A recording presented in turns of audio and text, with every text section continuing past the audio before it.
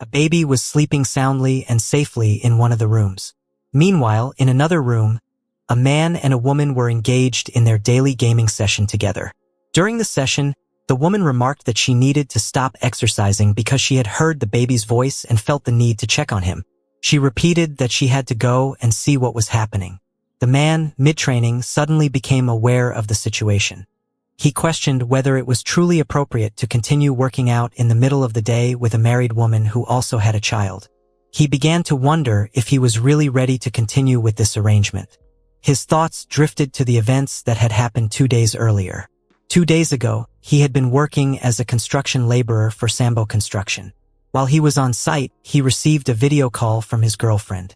Due to the loud noises at the construction site, he told her that he couldn't hear her properly and asked if she could speak louder. On the call, she started screaming, announcing that she was breaking up with him. Holding the phone in disbelief, he asked her what she was talking about so suddenly. She expressed her frustration, saying she was sick of him, sick of living in a smelly basement, and sick of not being able to go on vacation because he was always broke. Her voice was filled with rage as she shouted that she couldn't believe she had even considered marrying him and that her proposal had been a drunken joke. Looking at his phone, stunned and hesitant, he tried to reason with her, reminding her that she had once told him he was the only one for her. But she coldly clarified that he shouldn't get the wrong idea that she was already seeing someone else. That revelation left him completely blank. She told him she had finally found a decent guy, someone who made a lot of money. She called him by the name Go Hoon-sang and told him she could finally dump him for the other man. On the verge of tears, he asked her if she was being serious. She confirmed it and sarcastically questioned how she had wasted 5 years with him, implying that it was only his strong physique that kept her around. She added that she didn't even know how she had waited during his military service and swore she would have to lose her mind to ever call him again. With that, she hung up. He screamed into the phone, begging her to hold on, but the call had ended.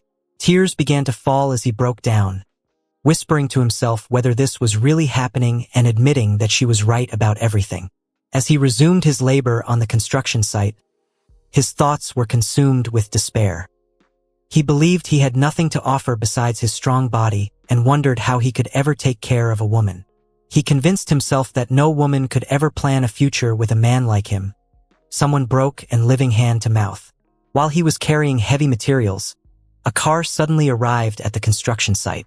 Recognizing the car, he muttered that it belonged to the vice president and wondered what he was doing there.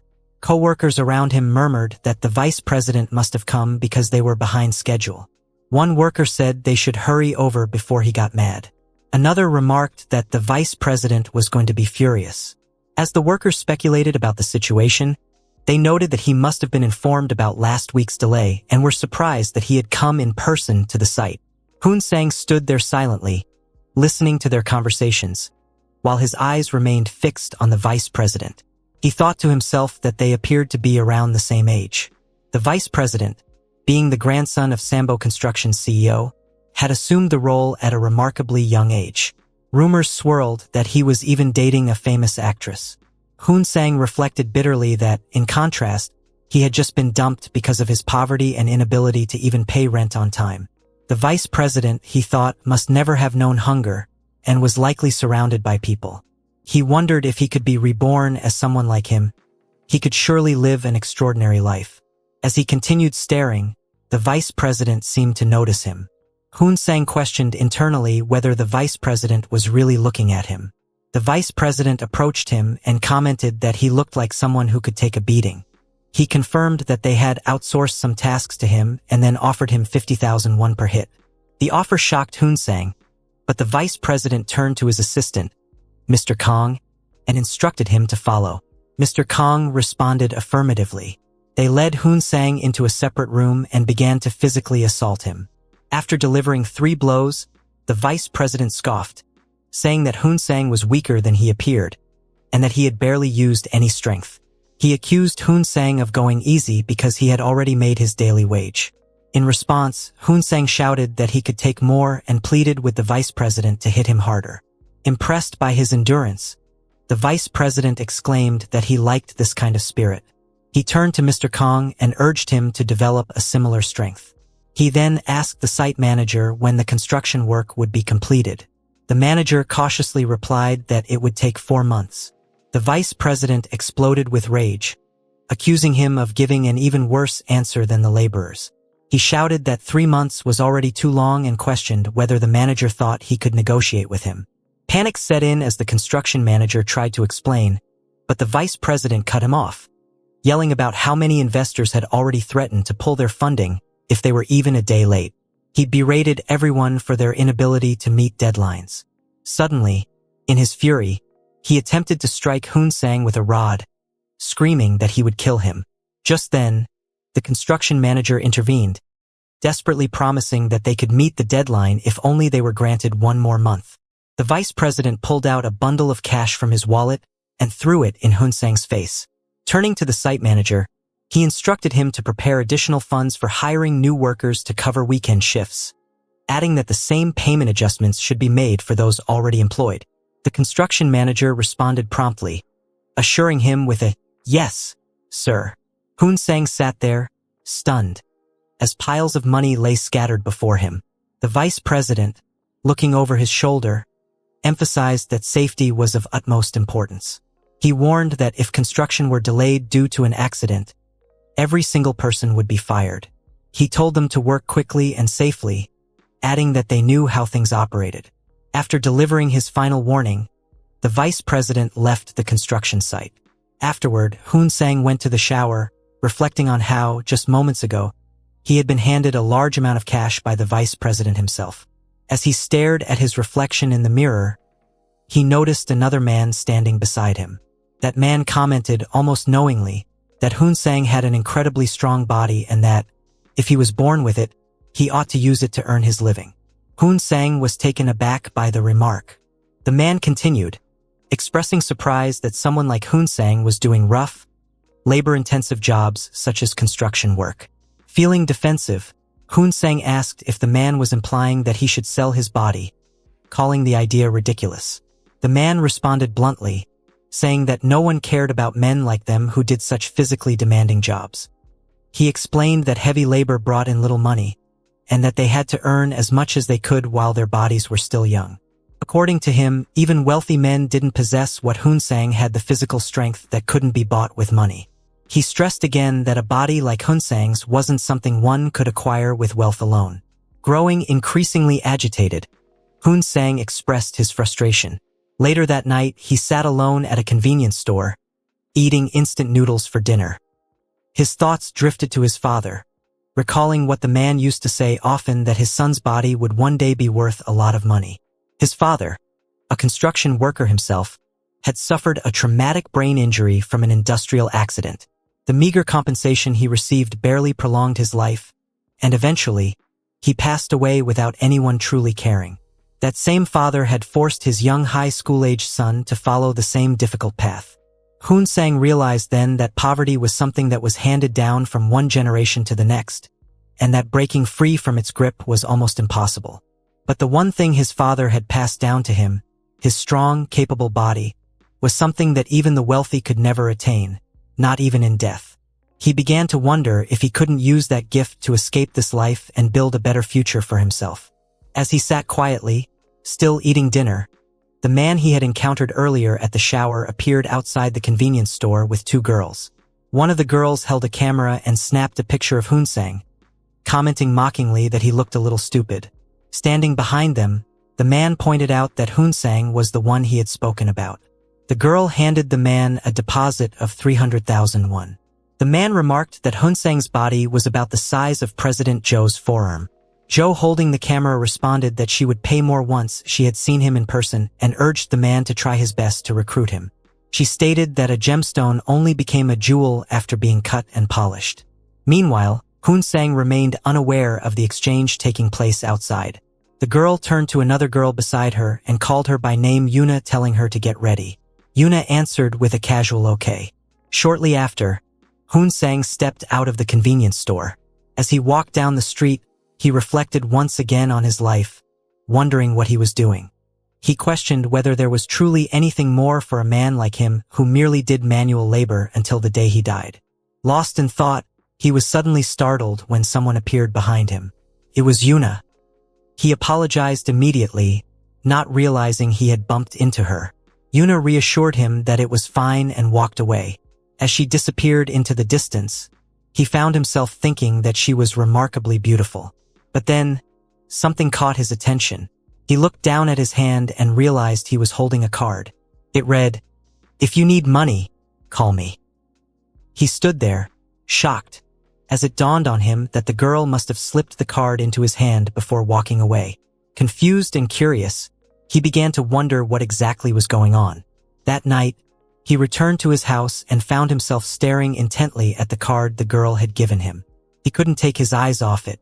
His thoughts wandered, questioning whether a business card that simply had a phone number and the message telling him to contact if he needed money was a new tactic for exchanging contact details, or merely an elaborate scam.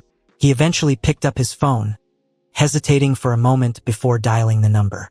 He told himself that there was no way to know the truth unless he gave it a try. After dialing, he spoke a greeting into the receiver, but no voice responded from the other end, and the call was abruptly disconnected. Confused, he glanced at his phone screen and was instantly stunned to see a deposit notification indicating that 10 million won had been transferred into his account. Shock swept over him, and he tried to process the situation, murmuring in disbelief about the sheer amount of money. As he started again at the screen, more messages appeared. One message stated that the sender wanted to work together with him and promised an additional 10 million won if he accepted. His mind struggled to grasp what was happening. He questioned the reality of the situation, whether the phone, the bank app, or even the money itself was real. He wondered who could have sent such a large amount, how they knew about him, and more disturbingly, how they had acquired his bank account number. Before he could piece together any answers, another 10 million won appeared in his account. Now completely overwhelmed, he began calculating the possibilities. With 20 million won, he could finally pay off his overdue rent and credit card bills, including the fees from his previous phone. After clearing those debts, he would still have approximately 1.7 million won remaining, enough to cover 1 year of admission fees. Without further delay, he responded to the message with his acceptance. Almost immediately, a link appeared on the screen, accompanied by a message instructing him to come alone at 10 p.m., warning that the phone number would vanish after the promised time. Another message followed shortly, stating that the money now in his possession was his to use however he wished. Later, he went to the retirement house and informed the receptionist that he intended to pay for a 1-year stay. The receptionist reminded him that 2 months of payment had previously been missed and asked whether he wanted to deduct those months from the total year. He declined and told her to include everything. The receptionist, noticing the change in his financial condition, remarked that it seemed he had found a job and added that his mother would be pleased. He then inquired about his mother's condition. The receptionist explained that his mother was doing better than before, slowly becoming more active, and suggested that if he wanted a more accurate update, he could speak to the doctor in charge or visit his mother personally.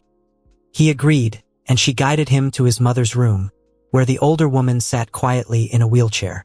The receptionist approached the woman gently and informed her that her son was there. The woman tried to speak and eventually managed a soft greeting. The receptionist praised her for the effort, noting her progress. After leaving the room, he walked quickly, recalling the doctor's previous assessment. The doctor had pointed out that while his mother's dementia was concerning, her heart problems posed a much more serious threat. She required immediate heart surgery, but for now, she was being given medication to manage her Alzheimer's symptoms. The doctor had emphasized that this medication was straining her heart, worsening her condition. He checked his phone again, only to find that his balance now stood at 6 million won. He realized the money would not be nearly enough. The doctor had suggested that it might be best to stop the current treatment and transfer her to a larger, more advanced hospital. A sense of urgency surged through him as he started running through the crowd, ignoring the annoyed stares of people around him. He kept running, focused only on his thoughts. He reasoned that instead of trying to earn small amounts of money by doing minor jobs, it would be better to take action immediately. He needed to move forward, not delay. Determined, he made his way to meet Yuna. On the way, the doctor's words echoed in his mind, questioning whether he was truly going to let his mother die without even attempting surgery. He thought of Yuna again, remembering how easily she had transferred 20 million won as though it meant nothing to her. That gesture alone suggested she might be capable of giving him even more. Without wasting another moment, he rushed toward the address mentioned in the message. He reached the building, ran inside, and opened the door. The place was filled with people, most of whom appeared to be couples, but he didn't pay them any attention. He pushed past them all and went directly to Yuna. She stood there, composed, and told him that he had arrived at the right time. He didn't waste any words and asked what he needed to do next. Yuna informed him that his role would be to assist various women with their training and help train them during exercise sessions. She also provided him with the address of the house he was to visit the following day. The next day, he arrived at the building and stood in front of the designated apartment. His thoughts were swirling, but he tried to calm himself, deciding that he shouldn't overthink the situation. He reasoned that he simply needed to greet the client and begin the session as professionally as possible. Still, he found himself wondering how exactly to phrase his introduction, whether he should plainly say that he was there for a private training session or try to make it sound more natural. As the door opened, a woman appeared in front of him. He looked at her, momentarily stunned by her appearance, silently acknowledging to himself that she was very attractive. The woman invited him to come inside. As he stepped into the apartment, he greeted her politely and noticed that she was already dressed to play a game attire, seemingly ready for the session. He felt a quiet sense of relief, realizing that she had already prepared for the session and that he wouldn't have to find an awkward way to start. The woman then pointed quietly toward a room and asked him to go in silently, explaining that her baby was sleeping. As he walked into the room, his eyes landed on a framed wedding photo, leading him to conclude that she was married and had a child. Taking in the environment, he acknowledged to himself that this was his first time conducting a training session with a woman who was also a mother. They began the jumping session, and he reminded himself that there was no reason to feel embarrassed. He was not the only one experiencing something new. The woman herself had said that it was her first time working out after her husband's absence. He realized she must be feeling nervous and possibly uncomfortable exercising with a male trainer. He resolved to behave respectfully and carefully to ensure she didn't misunderstand his intentions or feel uneasy. During the session, the woman asked him about his age. He responded that he was 25. She then remarked that he was 2 years younger than her and asked if she could speak to him informally. With that light-hearted exchange, the two of them resumed the training session. As they continued exercising, but the moment was interrupted when the baby, who had been sleeping in the other room, suddenly started crying. Su Woo-jin became visibly concerned and apologized, explaining that her baby had likely woken up. He reassured her that it was fine, though he couldn't help but notice the shift in her tone. It had become noticeably more polite and gentle. She then made a request, asking if he could watch the baby for a short while so she could take a shower. He hesitated, surprised by the sudden responsibility of looking after someone else's child. However, he agreed. She expressed her gratitude and left to take her shower. Left alone with the baby, he approached the child and gently tried to console the little one. He offered a bottle but quickly noticed it was empty. As he was tending to the baby, Su Woo-jin quietly returned from behind. He turned to her and mentioned that the baby might be hungry and was likely looking for her. Then, she asked a question that caught him completely off guard, whether he would like to be her husband for a day. He laughed nervously, unsure of how to respond. She immediately clarified that she was just joking, but then added more sincerely that she would like him to stay by her side, if he was comfortable with that. He smiled and responded without hesitation, letting her know that he was happy to stay. While Su Woo-jin was gently consoling her baby, he stood nearby, lost in thought. A question lingered in his mind. Why had she called him over in the first place, especially when she was already married and had a child? He wondered if she truly needed a man just to act as her husband for a single day, or if there was something deeper behind her request. His thoughts drifted into a flashback, recalling the moment he had been presented in front of the woman who was a friend of Yuna. She had spoken to him sternly, pointing out that appearing nervous in front of a woman didn't give a good impression and questioned whether he could handle the job with that kind of demeanor. He had responded with a respectful tone, assuring her that she could trust him. But she quickly reminded him that this wasn't the military and urged him to loosen up. He nodded, again replying formally. She had then shifted the conversation, continuing from where she had left off. She explained how Banam City, once infamous for its brothels, had become part of a major redevelopment plan. With the completion of the high-speed subway connecting it to Seoul Station, a wave of startups and IT enterprises had flooded into the area. As these businesses flourished, many young working couples began moving into the surrounding neighborhoods. Department stores and branded retail chains, aiming to serve this new population, opened their doors and entered into fierce competition. Well-known cram schools had also taken root, turning Banam City into a vibrant educational hub that even surpassed Daechi City in prestige. It had transformed from a decaying red-light district into a modern, thriving city, arguably the most successful redevelopment project of them all. She had gone on to speak about the nation's highest divorce rate, describing how businessmen would leave their offices only to end up in hotels, while legal battles over child custody and property rights seemed never-ending. Eventually, she handed him a business card, explaining that it would serve as a gateway and a guide for welcoming new customers. She had emphasized that he would become a special offering for VIP clients, someone unforgettable. At that time, he had been left confused, wondering what exactly she meant by calling him a gift. Back in the present, he stood silently beside Su Woojin, who had managed to lull her baby back to sleep. Watching her now, he couldn't help but reflect on the earlier words. Could it be that she saw him as one of those gifts, a special presence in this rejuvenated city? He questioned whether he could truly become something meaningful for others in this place. He remained with her in the apartment until evening, quietly observing her as she moved about her space. He thought about how she had worked out in her own home with a man she had only just met, and yet had grown so comfortable with him in such a short time. He didn't know whether she was simply lonely or perhaps emotionally distant from her marriage. Still, the entire day, she had spent it with another man, and her husband hadn't reached out to her even once. He wondered if her husband even lived with her anymore. Yet, he was certain he had seen their wedding photo earlier. Suddenly, she stirred from her rest and asked if he would like to do another round of cardio session. He responded with some surprise, questioning the suddenness of her request. She reminded him to keep his voice down, as the baby was still sleeping, and insisted that they begin again. He asked if she was sure she was up for it, and she affirmed that they could manage it now. He looked at her with concern, realizing how unusual and unfamiliar this whole situation was for him. Despite the strangeness of it all, they began their second session of exercise together. During the workout, Hoon-sang asked Woojin where her husband was.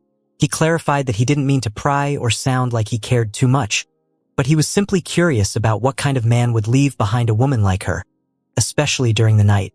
He added that he genuinely felt bad for whoever that man was. Woojin asked if he had considered that perhaps it might be her fault. Hoon-sang disagreed immediately, saying it was clearly her husband's fault. He pointed out that despite her spending the entire day working out with another man, her husband hadn't even called her once. Woojin explained that her husband was simply busy with work. Hoon-sang asked whether the baby was doing all right and whether she had eaten. Woojin confessed that her husband couldn't even manage to say the simplest words to comfort her or offer to meet, claiming he had no time to rest because he was an executive at his company. Hoon-sang responded bluntly, suggesting that her husband was probably with another woman at a hotel, and she knew it deep down. That, he said, might have been the real reason she had invited Hoon-sang over for a morning burn. Woojin denied that, saying she had simply been feeling unwell. Hoon-sang told her he didn't really care and considered working out with her that day as a simple pleasure. He then questioned what it meant for her and the baby. He couldn't understand how she could defend a husband like that. She said that without her husband, she felt truly alone. Hoon-sang told her she was already alone and guessed that she had probably married young. Now, she might be starting to realize all the experiences she had missed out on, like enjoying intense reps with her partner, or even having time for herself. He suspected that she didn't know how to deal with all the desires she had buried inside.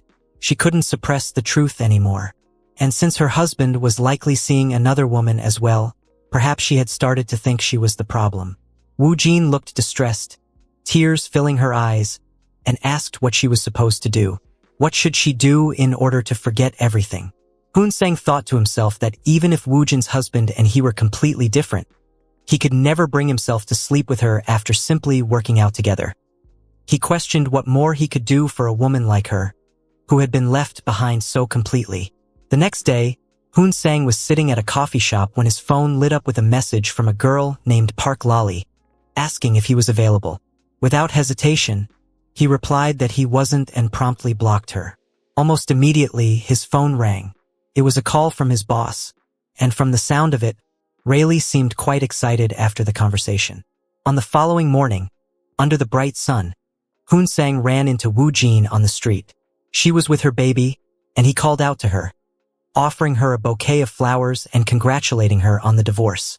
He commented cheerfully that since she had received a significant settlement, she would be able to manage well on her own. Woo Jin looked bright and said she wanted to work out with him again. Sang was confused by her sudden eagerness. Without much warning, she grabbed his hand and pulled him toward a hotel. Inside, Woo Jin began to open up. Her husband, she confessed, had been cheating on her with a colleague for 2 years. In fact, it was her husband who had been pushing for the divorce. He had been caught red-handed in broad daylight. Elsewhere, Yuna and Joe were discussing Woo Jin's situation. Yuna explained that they had only needed Woo Jin's permission, but she had initially opposed the divorce because she was pregnant at the time. Joe asked if that was why the husband had blackmailed her, threatening to leak his own scandalous photos to the press. Yuna confirmed this and added that Woo Jin's father was the mayor of Banam, a man who had been elected on the promise to double support for marriage and childbirth. If his daughter were to be publicly embroiled in a messy divorce, it would reflect badly on him and also harm the child's future. By allowing the cheating to be hidden, and as long as her husband didn't mind, he had nothing to lose. Joe then shifted topics and asked if Yuna still didn't trust Sang. Yuna admitted that she didn't. He was just a fool, she said. Her friend laughed, saying she had thought the same. Yuna asked what she meant by that. Joe elaborated that, regardless of his approach, Sang had been able to influence Woo Jin, a woman who had refused to change her mind no matter what. She speculated that even if they had sent a real professional, the result might not have been the same. Yuna responded that maybe it wasn't about the method, but the person involved. Joe agreed and noted that Sang might actually have potential in their business, possibly more than they had originally thought. She proposed that he could be shaped into a real asset. With that, she asked Yuna if she could take responsibility for him. Yuna was visibly nervous and asked what she was supposed to do. Her friend, who was also her superior, stated that he would need a manager. Yuna began protesting, questioning why he would even need a manager. Joe assured her that she would be paid double her current salary. Yuna still found it too sudden, but her friend reminded her that there were plenty of others who would gladly take the opportunity if she declined. Reluctantly, Yuna agreed and told her to leave it to her. Meanwhile, Woo Jin and Sang were once again exercising together. During the session, he casually asked if she planned to meet her husband that weekend. Woo Jin shook her head and said she was busy and she would be spending the weekend with her friends instead. Woo Jin had mentioned that it had been 2 days since her divorce, and she hadn't even stepped outside her house during that time. She admitted she had nothing else to do, though one thing still lingered in her mind that bothered her. Sang suggested it might be because they were extremely compatible with each other. Later that night, Sang received a sudden call from his boss. He was visibly shocked by what he heard, and after being told he had to leave immediately, he ended the call without hesitation. Since Woo Jin was asleep, he left a message for her, saying he had gone out without waking her. As he stepped out of the hotel, he reassured himself that she wouldn't be too sad being alone. But just as he exited, a car pulled up in front of him. It was Yuna. She rolled down the window and told him to get in. He called out her name in surprise and climbed into the car. As she drove, he asked where they were going. Yuna, in response, asked how old he was and whether he had a driver's license. He told her he was 25 and didn't have one. Yuna explained that she would be acting as his manager from now on, but she couldn't keep chauffeuring him around everywhere. She instructed him to get a driving license as soon as possible and threw in a remark, questioning what kind of woman would want to spend time with a man who didn't even have a car. He agreed and promised to get one. She then asked him to stop staring at her, clearly irritated, and told him to get his head straight because he was beginning to frustrate her. Embarrassed, he apologized. She pressed again, asking what she had just told him, and he quickly replied that he would try his best. Their car eventually stopped at a golf resort. Yuna noticed that he had dozed off during the ride and shouted at him to get out. As he stepped out, he was stunned by the elegance of the place. The words golf and resort glistened outside the building. Yuna handed him a set of golf equipment. He admitted that he had never played golf in his life, but she brushed him off, saying she was off the clock for the day and wouldn't be answering any more questions. They entered the building in silence. Sang was overwhelmed by the luxury of the resort. He thought to himself that he had never been in a place like that and wondered why they were even there. He quietly followed Yuna, unsure of what to expect. Eventually, they reached a lavish hall, where their boss, Miss Jo, stood waiting. Jo greeted them warmly and remarked that they had finally arrived. She asked Sang how he was doing. He replied that he was doing well. Jo noted that it must be difficult raising children alone, but he mentioned that Wu Jin looked happy now, and he thanked her, suggesting that her help had made a difference. Yuna chimed in, stating that Wu Jin wouldn't have had the courage to take those steps if it hadn't been for Sang. Miss Jo praised him, telling him that he had done a truly good job. Sang found himself admiring her glow. He thought to himself that if he hadn't received that business card, his mother would have already been kicked out of her retirement home. Jo then explained the real reason she had called him there was for an important business matter. To him, she felt more like a savior than just a boss. He also acknowledged that Yuna had been instrumental in his journey. If it weren't for her, he wouldn't have even made that first call. As he looked at Yuna, he felt deeply grateful, thinking that these two women had lifted him out of the depths, and he silently vowed to do his best. Suddenly, Jo snapped at him to focus. She asked if he wanted to go back to working on construction sites. He quickly responded no. She demanded to know whether he thought he was special now. He apologized and said he was listening. Jo raised her voice, telling him that what he was doing wasn't just about comforting lonely women. He was providing a service to VIPs of the town. She asked if he truly believed Wu Jin was just an ordinary single mother. She was, in fact, the only daughter of the mayor of Banam. Hearing this, Sang was stunned and nodded, still processing the information. Jo told him to follow her, saying they had work to do. He agreed and trailed after her. She mentioned that their guest for the day was a little particular. Curious, he asked what she meant. She pointed out a man and told Sang to get ready because he would be teaching that guest some exercises. He was taken aback, asking if she meant right now it was 3 in the morning. Jo laughed and said that's exactly why she had called him, then dismissed herself with a quick goodbye.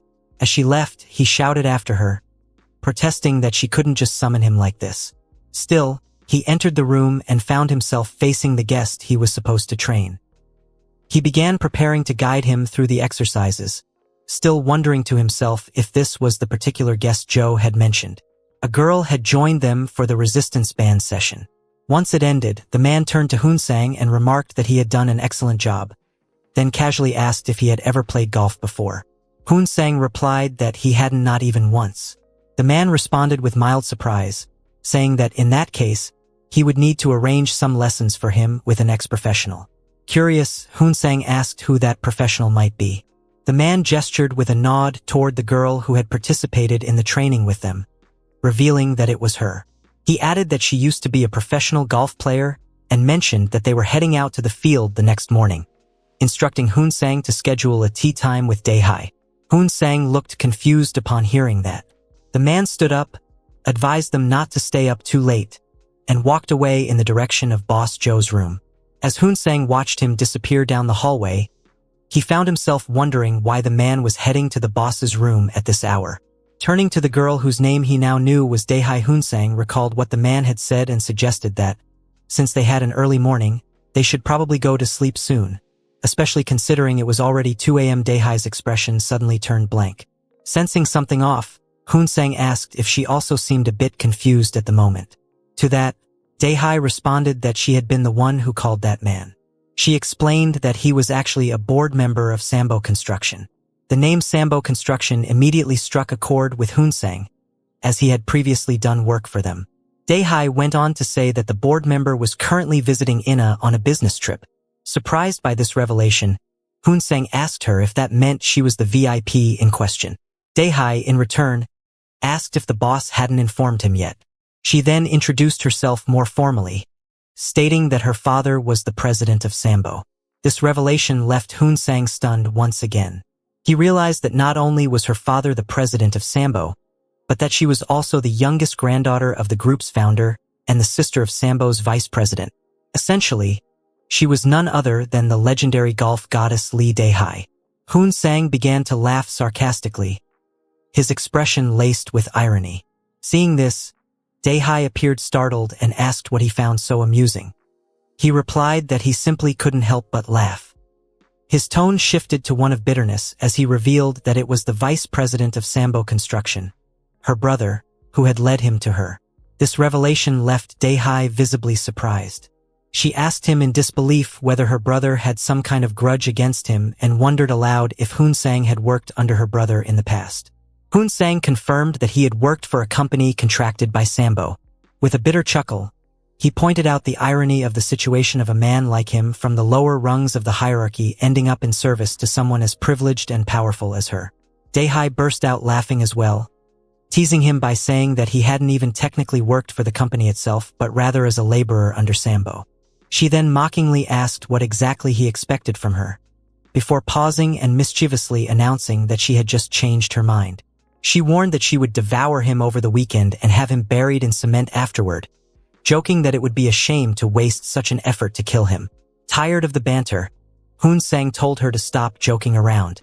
But Dae-hai leaned in further, her tone suddenly darker.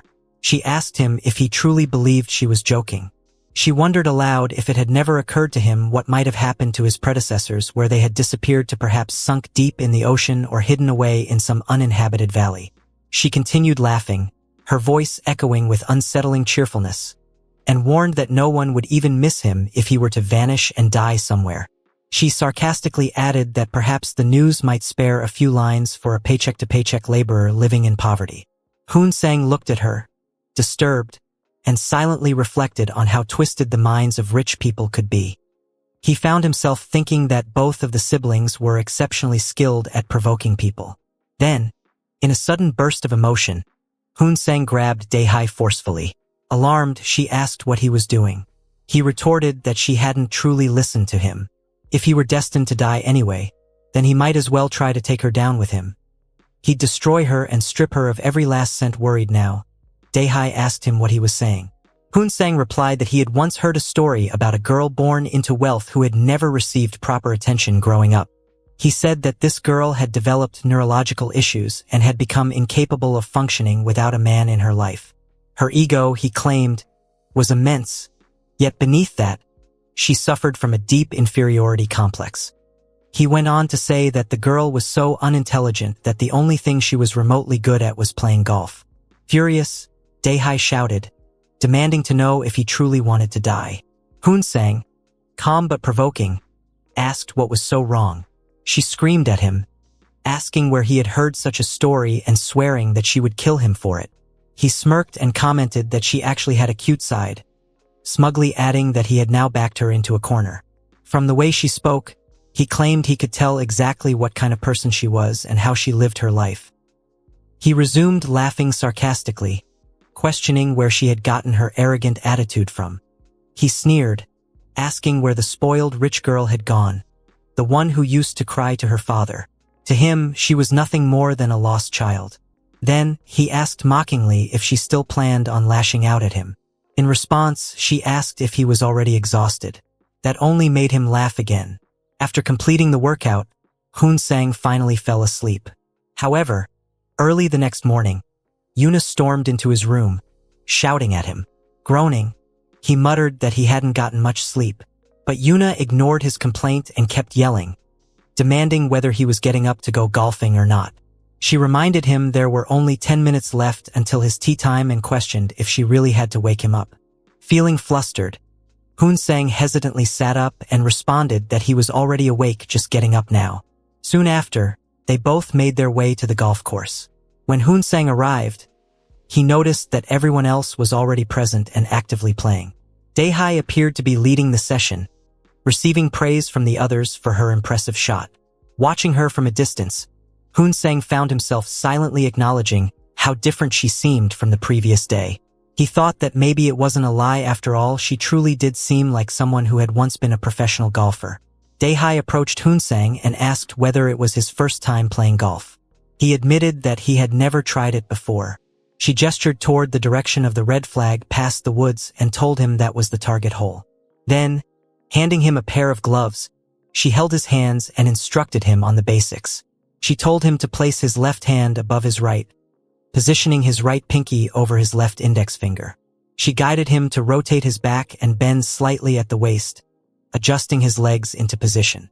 With calm firmness, she explained that he needed to think of his body as a rubber band, telling him that he couldn't just force his way through it. Meanwhile, Joe and the board director were seated behind them, observing. The director remarked that she must really like Hoon-sang, to which Joe responded with a chuckle. Joe admitted that what had happened the previous day had been quite a sight. He had never seen Dae-hai offer to teach someone like that. The director suggested they give the two some space. Joe replied that he might be open to the idea if it were someone high-ranking, but Director Hwang wasn't that person. He reminded Hwang of what he had said the previous night, that he wasn't a bad girl. Laughing awkwardly, Hwang responded that he had only been joking and advised Joe not to be so stiff. Still chuckling, he agreed that they should probably give the pair some room. It couldn't be helped. Back on the field, Dae-hai continued trying to teach Hoon-sang, but her frustration grew as he struggled. At one point, Hoon-sang wandered off toward the stream in search of the ball. Dae-hai called out, demanding to know why he was there. He shouted back that the ball had fallen in. Annoyed, she told him to get out of there. She extended her hand to help him out, but as she leaned forward, she accidentally slipped and fell into the stream as well. Hoon-sang burst into laughter, teasing her by pointing out that she had fallen too. Furious, she splashed water at him, calling him crazy. A nearby golf field helper, witnessing the scene, began dialing on his phone. He reported into the call that there was a problem with some customers. They were playing around in the water at hazard number 2. Even he couldn't help laughing at their antics. Later, as Hoon-sang and Dae-hai returned home, he teased her by saying that she was completely insane. Laughing, he added that the whole thing had actually been fun. At that point, he was carrying her on his back. Dae-hai grumbled that the only reason they didn't get into trouble was because she was a VIP. She scolded him, saying that he had made her look bad and that she had sprained her ankle because of him. Hoon-sang shot back that it was her own fault for dragging a complete beginner like him into this. He also said her expressions during the ordeal had been hilarious. As they both stepped into the room, they found it completely dark inside. Hoon-sang commented that it seemed no one was there. Dae-hai explained that Joe and Hwang had already returned to Seoul, while purple-haired Yuna had taken a room for herself. Hoon-sang attempted to touch her sprained ankle, only to start shouting in mock frustration that people always got hurt while working outside. He told her that her injury wasn't serious and begged her not to give him concrete boots, calling her princess. Laughing, she assured him that she had only been joking. He responded by asking what kind of joke it was that felt violent. He said that guys like him tended to take things seriously, and probably someone like her, a sheltered princess, wouldn't understand that. Still on her phone, Dae-hai apologized half-heartedly, sarcastically calling herself an unaware princess. He eyed her skeptically and asked whether she had really been joking. Then, noticing that she had suddenly pointed her phone camera toward him, he became visibly worried and asked what she was doing. As he tried to grab her phone, she yelled at him to stay away, reminding him that her ankle hurt. He looked at her and asked earnestly whether she was really that curious about him. After a moment of hesitation, she admitted softly that she had never met anyone like him. He replied that he couldn't tell whether she was simply honest or actually a fox. With a teasing smile, she asked what he would do if she were a fox. Would he run away? He answered that no, he wouldn't run. Instead, he said he'd exercise with her. Dae-hai looked at Hoon-sang with a mix of annoyance and disbelief, asking him what he was doing, reminding him that she was a patient and that her ankle still hurt. Hoon-sang couldn't help but laugh as he continued doing his stretches and exercises. He casually remarked that physical therapy was actually the best remedy for a sprained ankle. Then, with a teasing grin, he added that it was all her fault anyway. She had exhausted him that day, and on top of that, he had ended up being treated like a troublesome customer because of her antics. He complained playfully, saying she had really worn him out. Dae-hai, clearly irritated, snapped that he had no right to act however he pleased just because he thought something was funny. She reminded him that she wasn't just any ordinary girl who would obediently do whatever he asked. She wasn't someone he could push around so easily. With an amused expression, Hoon-sang simply looked at her and commented that she really was a terrible customer. He found himself watching her closely, quietly observing how she seemed to be genuinely enjoying the one-on-one hit session. As he continued to watch her, lost in thought, she suddenly turned to him and asked what he was staring at. Without hesitation, he told her that he was looking at her, and added that she looked even more beautiful with her hair down. Then, almost as if to soften the moment, he mentioned that a ponytail was pretty too. Despite the compliment, he noted her reaction and teasingly added that even when he tried to compliment her, she would simply brush it off and tell him not to. Meanwhile, Yuna was peeking discreetly into their room from the hallway. As she observed the interaction between them, a quiet thought formed in her mind. He was doing an incredible job even without her guidance.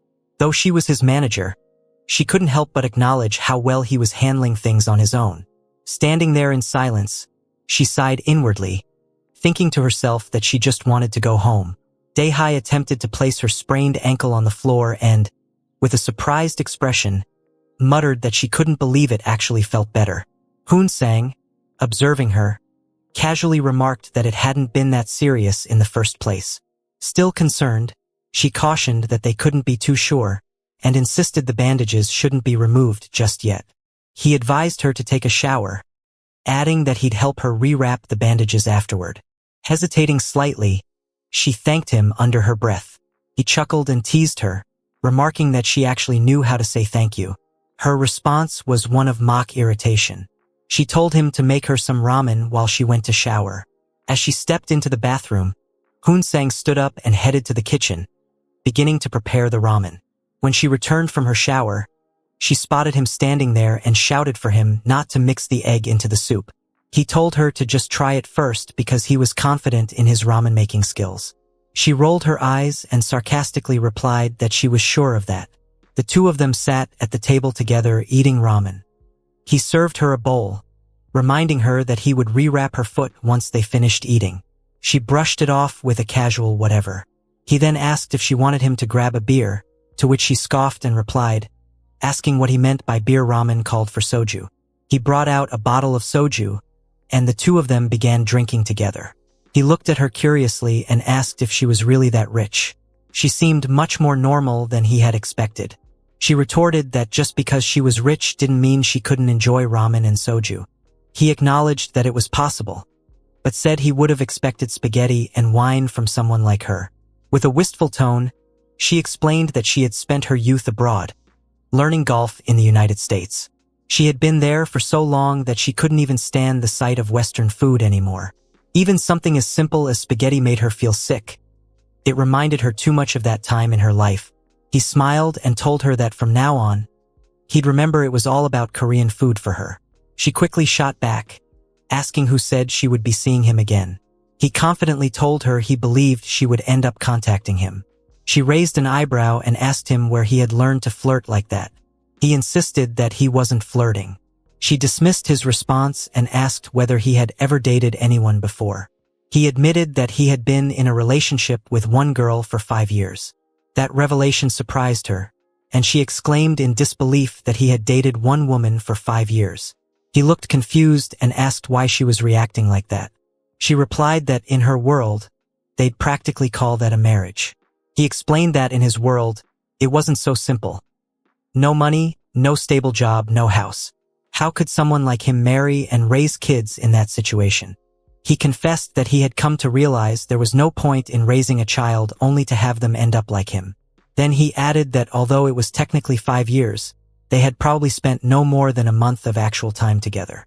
He asked if she understood what he meant, then turned the question back on her. How many relationships had she been in? She shrugged and said she couldn't remember exactly. The shortest one lasted 2 days and the longest a couple of months. He smiled and told her that meeting many people wasn't a bad thing. It helped to avoid mistakes in the future. She looked confused and asked what he meant by mistakes. He explained that people usually learn something after each breakup, like how they could have handled things better or what not to do with the next person they date. She seemed skeptical and questioned whether people really changed. She told him that all her relationships ended the same way ghosting was common, and most of the men she had dated left while she was still sleeping. With a laugh, he asked whether her comment about burying him in cement was related to that. She smirked and said that it was something she did just for fun. It was entertaining to see him get flustered.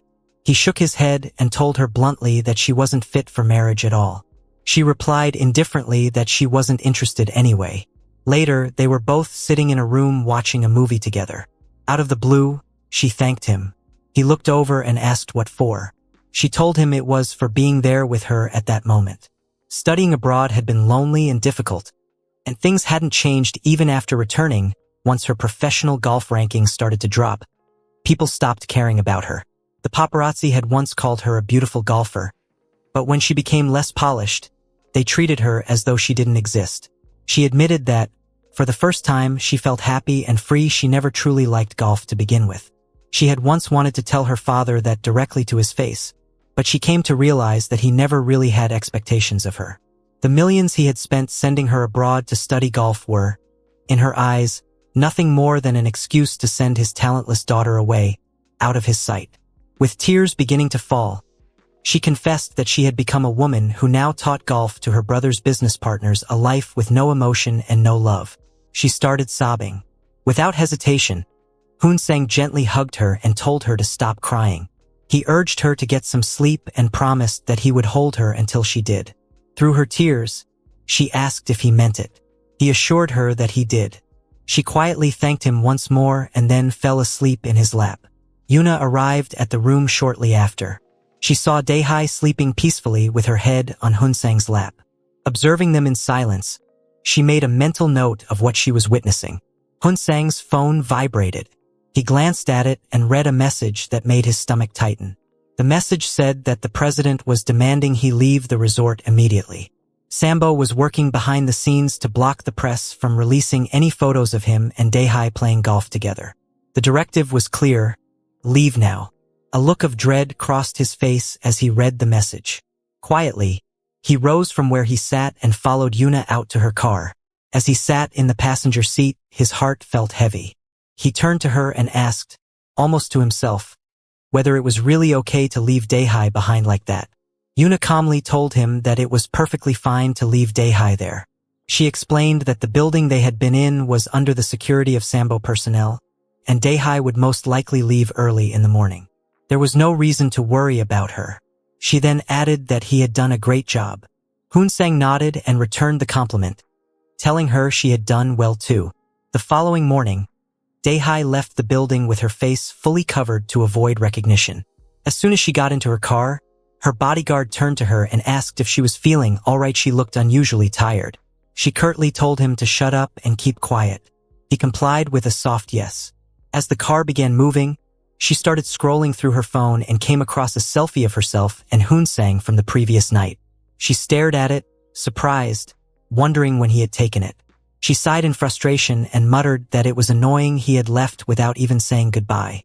Still, she couldn't help but think that he was incredibly cute.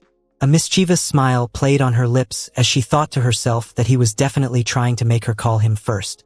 She mentally warned him to watch out. She wouldn't let him win that easily. Meanwhile, at the Sambo Company headquarters, Vice President Lee Ji-chong, who was also Dae-hai's older brother, was seated in his office. His manager entered the room and asked if he had seen the photos. Ji-chong turned around with a puzzled expression and asked which photos he was referring to. The manager approached and showed him a series of images. As Ji-chong looked through them, he saw several pictures of Dae-hai and Hoon-sang together. He narrowed his eyes and said that the man looked oddly familiar. After a moment of silence, he instructed the manager to run a full background check on the young man. Despite the sense of familiarity, he couldn't quite place who Hoon-sang was, and it bothered him. Yuna looked at him and asked if he finally understood the kind of woman he was dealing with. He appeared puzzled, so she didn't elaborate further. Instead, she simply said that it was time for them to head to the store.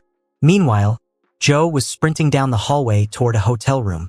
The moment she reached the door, she flung it open and began shouting, demanding to know where the managers were and why her calls were being ignored. Her frustration was clear. Then, Noticing someone inside the room, she paused and asked sharply what an employee was doing there. The employee quickly explained that the president had arranged a VIP table and had brought in all of their best workers. He added that the manager had instructed him to inform her of Miss O's presence as well. Joe's eyes widened in surprise upon hearing that Miss O was already there. Turning to the employee, Joe gave strict orders. She said that a muscular man would be arriving soon and that no one was to be allowed in after him. The employee nodded in understanding. She further instructed him to evacuate all the other employees as soon as possible and to close up the shop afterward. When he hesitated and asked for reassurance, wondering aloud if this was really okay, she firmly told him to do exactly as instructed. She added that once Yuna arrived, he should simply inform her that Miss O was present and Yuna would understand the rest. Joe then opened another door and stepped into a separate room, where she found Miss O already there. Joe paused, clearly caught off guard, and admitted that she thought there were still a few days left until Miss O's scheduled reservation. She gently pointed out that it would have been nice to receive a heads-up. Miss O, who was in the middle of her training session, didn't look up. With an air of indifference, she said she would come whenever she pleased and didn't need anyone's permission to do so. She then turned her attention to Joe, questioning whether her employees actually brought in any money, noting that they all looked so frail she could probably knock them down with a couple of hits. With a pointed tone, she added that she had heard Joe had hired someone promising, and asked where that person was. As Yuna and Hoon-sang arrived outside the hotel, an employee was already waiting for them. The moment they pulled up, the employee rushed toward the car and demanded to know why Yuna hadn't been answering any of his calls. Yuna, maintaining her composure, reminded him that she only answered calls from the boss. The employee, visibly anxious, informed her that Miss O was already there. Yuna's expression changed in an instant, clearly surprised by the news. He added that the situation upstairs was in complete chaos, with everyone on high alert. His eyes then shifted to Hoon-sang, and he asked Yuna if the man beside her was the rumored ace. Without entertaining the question, Yuna told him to stop yapping and instructed him to park the car. She then turned to Hoon-sang, asking him to get out of the vehicle. Once inside the hotel, Yuna led Hoon-sang toward the elevator and up to one of the restricted floors. As soon as the elevator doors opened and they stepped out, Hoon-sang glanced around, clearly confused by what he saw. He asked what kind of place this was. Yuna explained that the floor he had seen last time was above this one and served as the women's club reserved for exclusive hotel guests. This floor, however, was the real host bar meant for entertaining high-profile customers. She warned him not to make eye contact with anyone and simply to follow her. He nodded and agreed. As they entered, Hoon-sang looked around in amazement and quietly remarked that this was what the place actually looked like. But Yuna pulled him aside, her tone urgent, telling him they didn't have time to waste. She said that whatever they had planned for the day would have to be postponed. Instead, she instructed him to focus completely on the customer he was about to meet. She added that she would trust him to handle it well, and that he needed to pay close attention to everything that happened. On their way to the room, they encountered a man sitting in the hallway. Hoon-sang politely asked the man to move aside. The man, mishearing him, snapped and demanded to know what he had just said. Hoon-sang calmly repeated himself, and the man, realizing the misunderstanding, quickly apologized. Eventually, they reached Miss O's room. Inside, Miss O was berating Joe harshly, treating her with thinly veiled contempt. When Miss O noticed Hoon-sang walk in, she immediately turned to Yuna and asked if that was the man she had been referring to. Her eyes scanned him critically. With a smirk, she commented that he had a good body, just the kind she liked. She then declared that since he was finally there, he could begin training her for her session. Miss O walked over to Joe, her expression laced with a knowing smirk, and remarked that working with male employees must be exhausting. She added that the situation brought back some memories, perhaps from the time when Joe had been more active in the scene. Without waiting for a response, Miss O instructed Joe to sit in the corner, saying she needed to punish someone for arriving late. Turning her attention to Hoon-sang, she looked him over and asked for his name. He responded calmly, introducing himself as Hoon-sang. Miss O clicked her tongue in irritation and said that because of his tardiness, she had wasted her time, and even Yuna, his boss, had ended up in trouble because of him. She asked him how he planned to make amends for that. Hussein stood firmly and replied that he would do anything she asked. That was all he could say. She raised an eyebrow and muttered that he was still so green. Then she commanded him to step closer, to let his hair down, and to tilt his head. As he followed her instructions, she studied his face with sharp, critical eyes. She murmured that his thick eyebrows and long lashes were quite striking. He quietly thanked her. Without warning, she suddenly slapped him across the face. She announced coolly that it would be $1,000 for every blow and asked what he thought about that deal. Joe couldn't remain silent any longer. She stood up and shouted that this was a place of business and asked what would happen if someone called the police. Miss O, clearly unfazed, waved off the concern. She replied that it was fine. He had already said it was okay. Then, with a pointed glare at Joe, she asked why she was interfering in something that didn't concern her. She turned back to Hussein and ordered him to take a step back, adding that he was standing too close to her. She slapped him again after that. Hussein stood still, quietly observing everything unfolding before him. In his mind, he wondered whether he was the strange one here. A woman was continuously slapping him, raising the price with every blow, and oddly enough, he found her kind of cute. As she raised her hand for one final slap, he instinctively caught her wrist. Miss O froze, visibly shocked by the unexpected move, and demanded to know how he dared to do that. Hussein responded calmly, explaining that if she kept hitting him like that, she might injure her hand or wrist. He told her that his own mother had once dislocated her hand in a similar situation. Joe, standing silently nearby, listened to the exchange with a tense expression. Miss O narrowed her eyes and muttered that he was worth about $700 now. Then her tone shifted as she asked what they should do next and whether he had anything interesting to show. When he didn't answer, her voice rose in irritation as she demanded to know why he was ignoring her. In response, Hussein quietly took off his coat and handed it to Joe, asking her to wear it. He apologized to her gently, saying it was time for him to take over from here. Miss O watched the gesture and mocked him, asking if he thought he was acting in a drama. Hussein, maintaining his composure, said that he wasn't a fun person, nor was he cool. He admitted he wasn't especially courteous, nor highly educated, but the one thing he was good at, he said, was working out. Miss O burst out laughing at his sincerity. She remarked that he was certainly different from the other male colleagues she'd met. Then, with an amused tone, she told him to go ahead and show her his protein bar. She added that he was already better than most of the men who were only proud of their looks. Then she smirked and proposed a bet. Joe immediately shouted at him to stop, warning him not to agree. But Miss O continued, saying that if she won, Hussein would become her servant. And if he won, she would give one thing to his boss. She asked if that sounded fair. Without hesitation, he agreed. If he won, he said, he wanted her to beg Joe for forgiveness. Miss O nodded, sealing the deal. Joe continued protesting, urging him not to proceed any further, but Hussein didn't listen. He stepped forward and began his workout challenge. Miss O crossed her arms and smirked. She warned him one last time if he lost, he'd be locked in the basement and used as her personal servant. At that, a flicker of anxiety crossed his face. The stakes were suddenly much higher than he had imagined.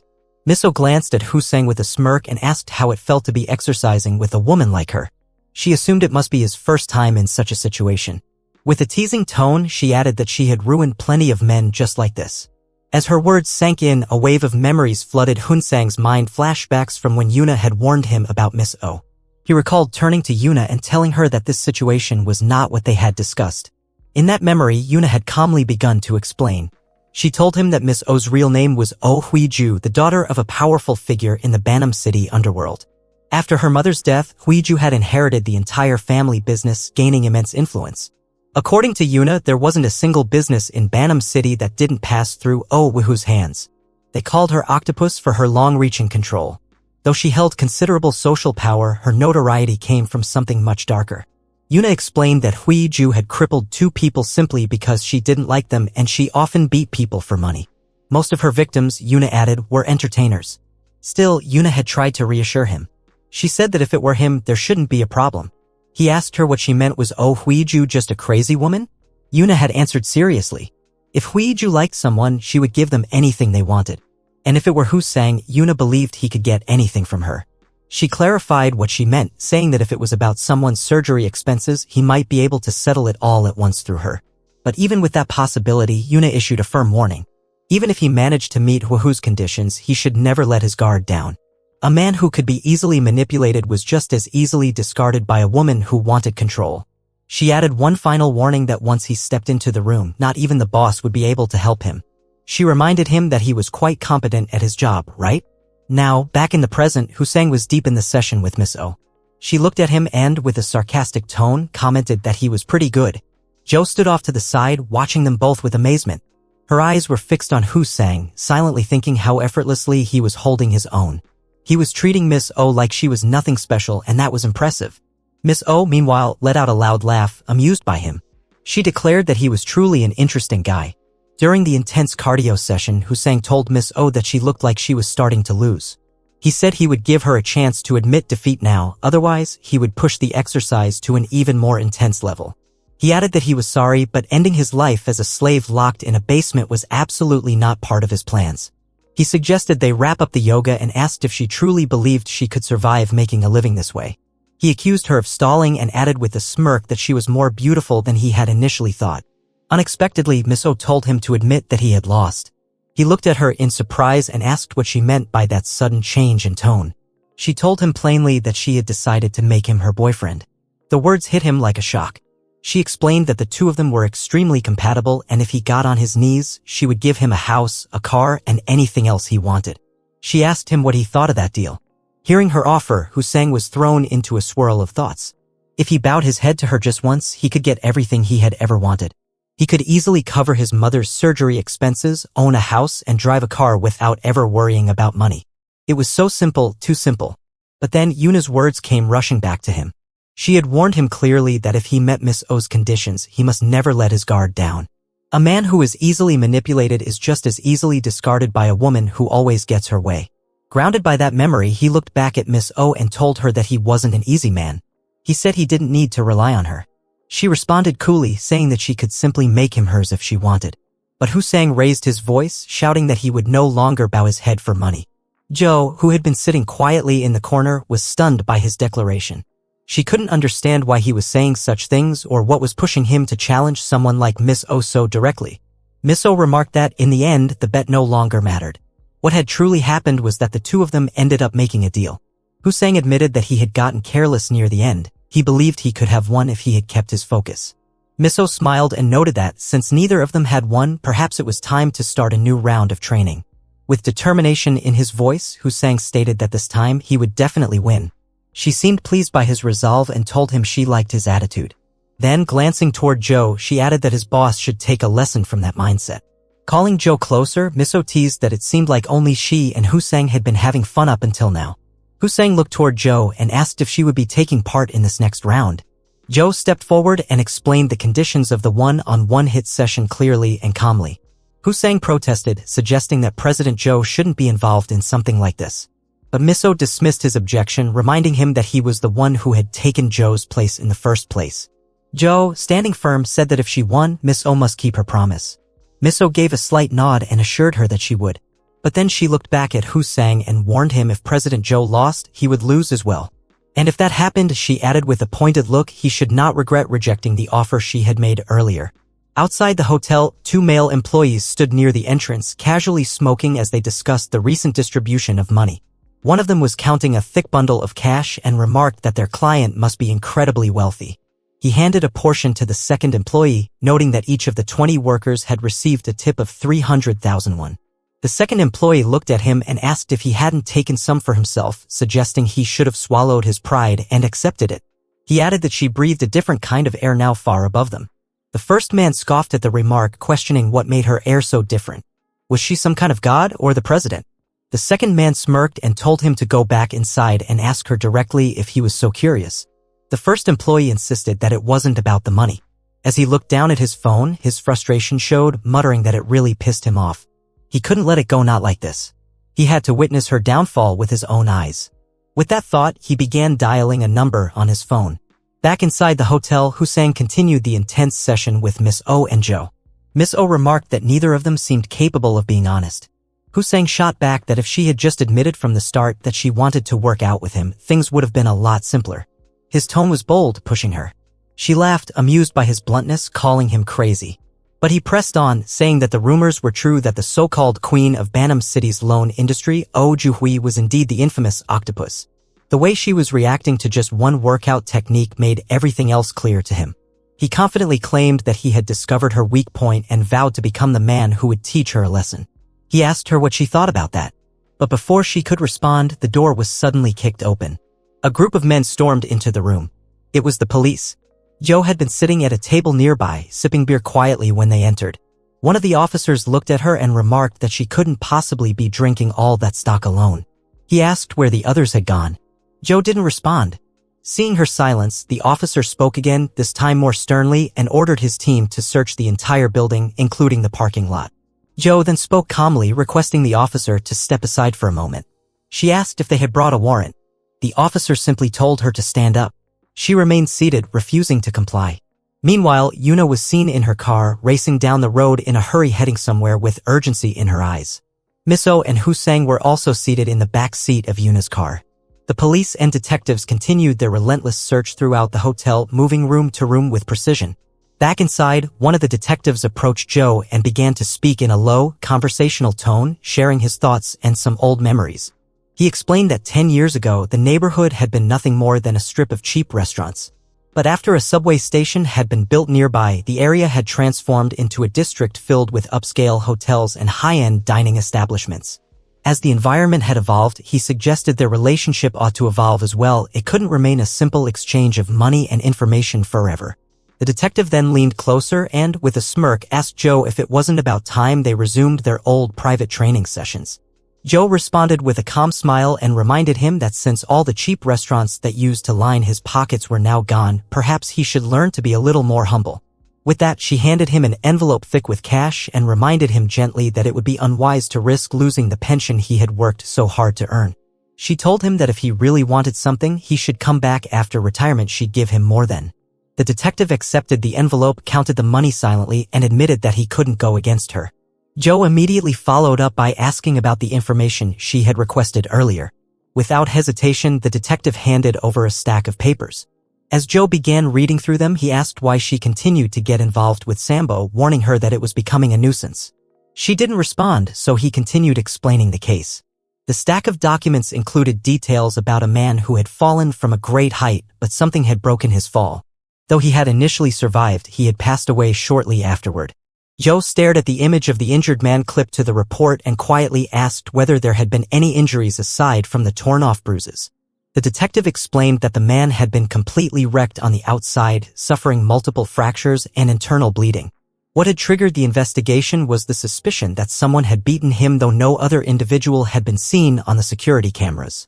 Upon examining the building interior, the investigators had found empty bottles and signs that someone had been living there, most likely the man himself. Based on witness testimonies, it appeared he had essentially been residing at the site, and the authorities had ultimately concluded that he had died in a drunken accident. Sambo, the company involved, had taken care of the hospital bills, funeral costs, and compensation while simultaneously turning the situation into a media event that painted the corporation in a positive light. Joe asked if there was anything else. The detective handed her another document and explained that it was an affidavit, specifically the wife's testimony. He added that in the man's last phone call to his wife, he had mentioned something about dying and being threatened. Still, everything else had conveniently fallen into place, and given that the wife was suffering from dementia, the police weren't going to act on her claims. Joe looked down at the paper with sadness. Observing her reaction, the detective noted that it seemed she had already known about some of this. Meanwhile, in Yuna's car, Miss Oh and Husang were continuing their private workout session in the back seat.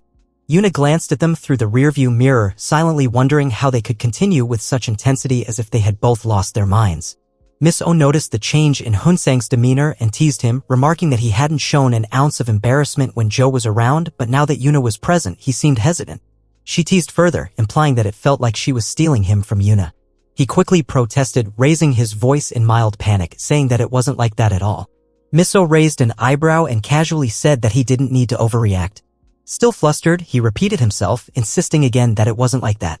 Miss Oh and Husang had spent the night in one of the luxurious palace rooms. As the morning light filtered in, Husang awoke beside her, watching her sleep in silence. He muttered to himself that, as expected, his dreams had been strange. He couldn't understand why every woman he got involved with never knew when to stop. He groaned softly, questioning how he never managed to finish his workouts early in the morning. At this rate, he thought he'd end up hospitalized. He slowly stood up, left the bed, and wandered into the hallway. Observing the grandeur of the palace, he recalled Miss Oh's words about giving him anything he wanted, be it a house, a car, or more. Looking around, he realized she hadn't been joking. A thought surfaced: if he truly took her up on her offer, maybe he could finally afford his mother's surgery. Just then, a maid appeared and informed him politely that his meal was ready, asking him to follow her. He nodded, briefly wondering if she had overheard his mumbling. Following her through the hallway, he was led into the dining room, where the maid gestured for him to sit wherever he liked and enjoy the meal. Inside, Yuna was already seated at the table, quietly eating breakfast. The maid turned to her and asked if the food was to her liking and if the accommodation had been satisfactory. Yuna nodded and replied that it was. The maid smiled and said she would bring more food, then proceeded to place a variety of dishes on the table. Hussein took his seat and began eating.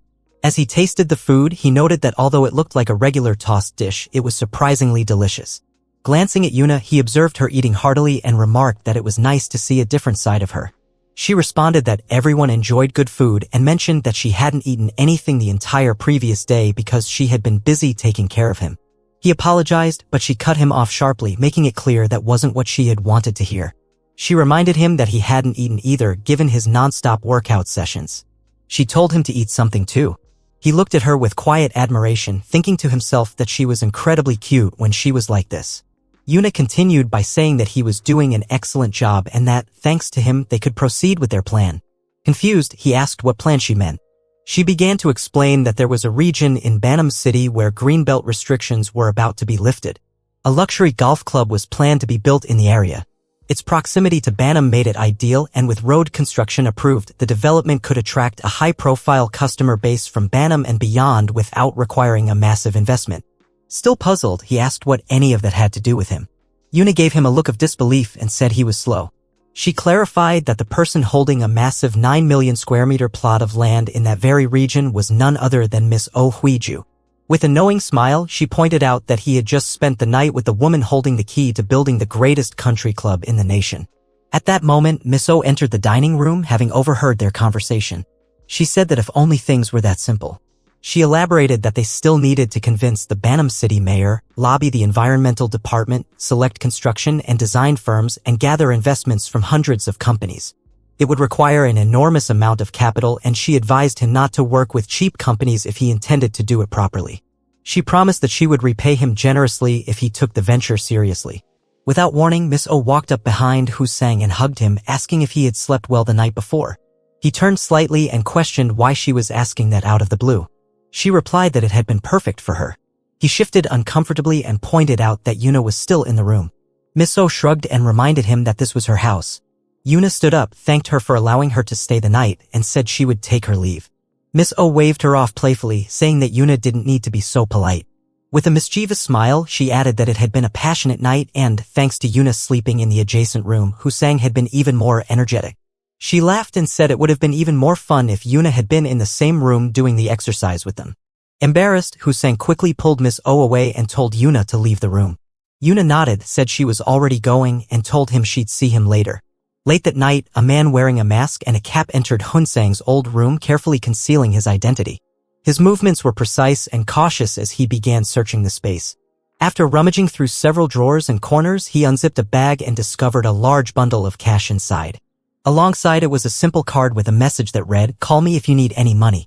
The man stared at the card in silence, gripping it tightly as he wondered what exactly it meant. Yuna left the palace in haste, heading straight to her car. As soon as she settled into the driver's seat, she broke down in tears. Her thoughts circled around the cruel and mocking words Miss Oh had hurled at her. It hurt her deeply to recall how casually they had assumed she had been sleeping peacefully next door. In truth, she hadn't slept a wink. How could anyone sleep soundly in such a suffocating palace, surrounded by such tension? Her phone began to ring, snapping her out of her thoughts. Wiping her tears quickly, she picked it up and answered in a calm tone. She assured the caller that everything would proceed just as Miss Oh had promised. She stated that she was currently at home with Hussein and would be there right away. Elsewhere, Jo was seated in her office, engaged in a video call with her superior. The boss, visibly annoyed, questioned her directly, asking what was going on. Jo, trying to brush it off, responded that it was nothing, just something she had to quickly check on. The boss wasn't satisfied with that answer. If it was nothing, he asked, then why couldn't she have contacted him the day before? Jo explained that she had received a ridiculous false report and had been busy entertaining a special guest. The boss's tone sharpened as he asked what kind of special guest had been important enough to make him wait. Jo tried to keep things light, reminding him that he knew her well. But he wasn't having it. He remarked that she was always trying to slip past criticism with sly words. The conversation then shifted to the Wu Jin divorce, which, although settled under the pressure of public opinion, still left behind a trail of negative media coverage. Rumors were spreading claims that Wu Jin was having an affair with someone younger. The boss warned that even if the story was exaggerated, public perception mattered. He reminded Joe that if she gave too much attention to such rumors, it would be impossible to manage the rest of her term. His final instruction was firm. She was to prepare for the country club project from the ground up, keeping all outside interference away. Meanwhile, in another setting, Dae-hai sat at the dining table having lunch with her brother and father. Her father turned to his son and inquired about Dae-hai's recent activities, asking if she was still involved with YouTube. Her brother dismissed the idea, explaining that she had given that up. These days, she was spending time with company executives.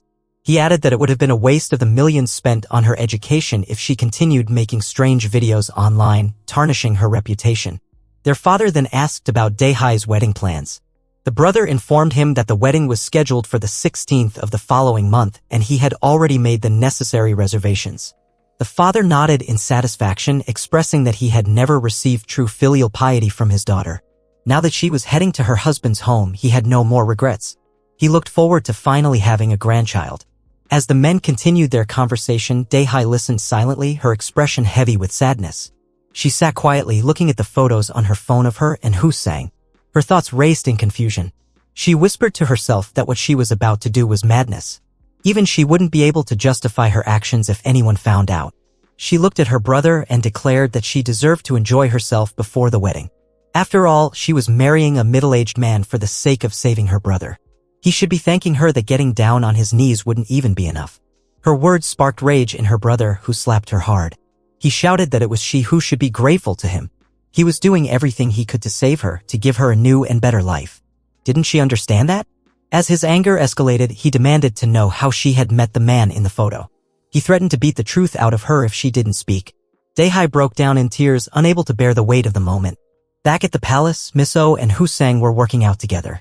Though his body followed the motions, Hoon-sang's mind was elsewhere. He couldn't stop thinking about Yuna's flushed, hurt face and the sharp sting of Miss-oh's words. One phrase kept echoing how neither Yuna nor the president could stop her. Each syllable had filled him with a quiet fury. Fueled by frustration and a storm of emotions, he began pushing himself harder, his movements becoming increasingly aggressive. He didn't speak, but inside he was raging. Elsewhere, Dae-hai lay on the floor, bruised and trembling after the beating from her brother.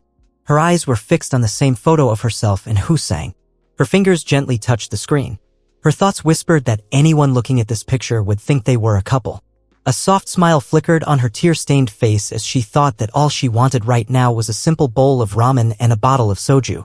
Miss-oh had a bunny clip in her hair and held it delicately in her hand as she approached Hoo-sang. She looked at him with a playful expression and mentioned that she thought he could help her with something. Hoo-sang stood there silently, eyes fixed on her, his mind filled with questions. He couldn't quite figure out what was going on with this woman or what she really wanted from him.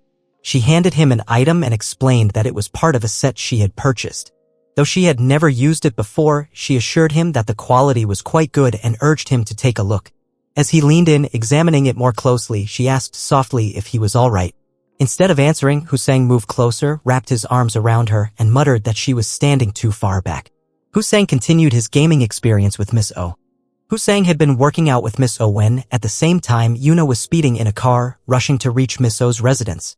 Upon arriving outside the door, she began ringing the doorbell repeatedly, calling out and asking if anyone was inside and requesting them to open the door. From behind the closed door, a voice responded, asking who was there. Yuna firmly stated that the employee currently inside with Miss-oh was not listed on the visitor log for the day.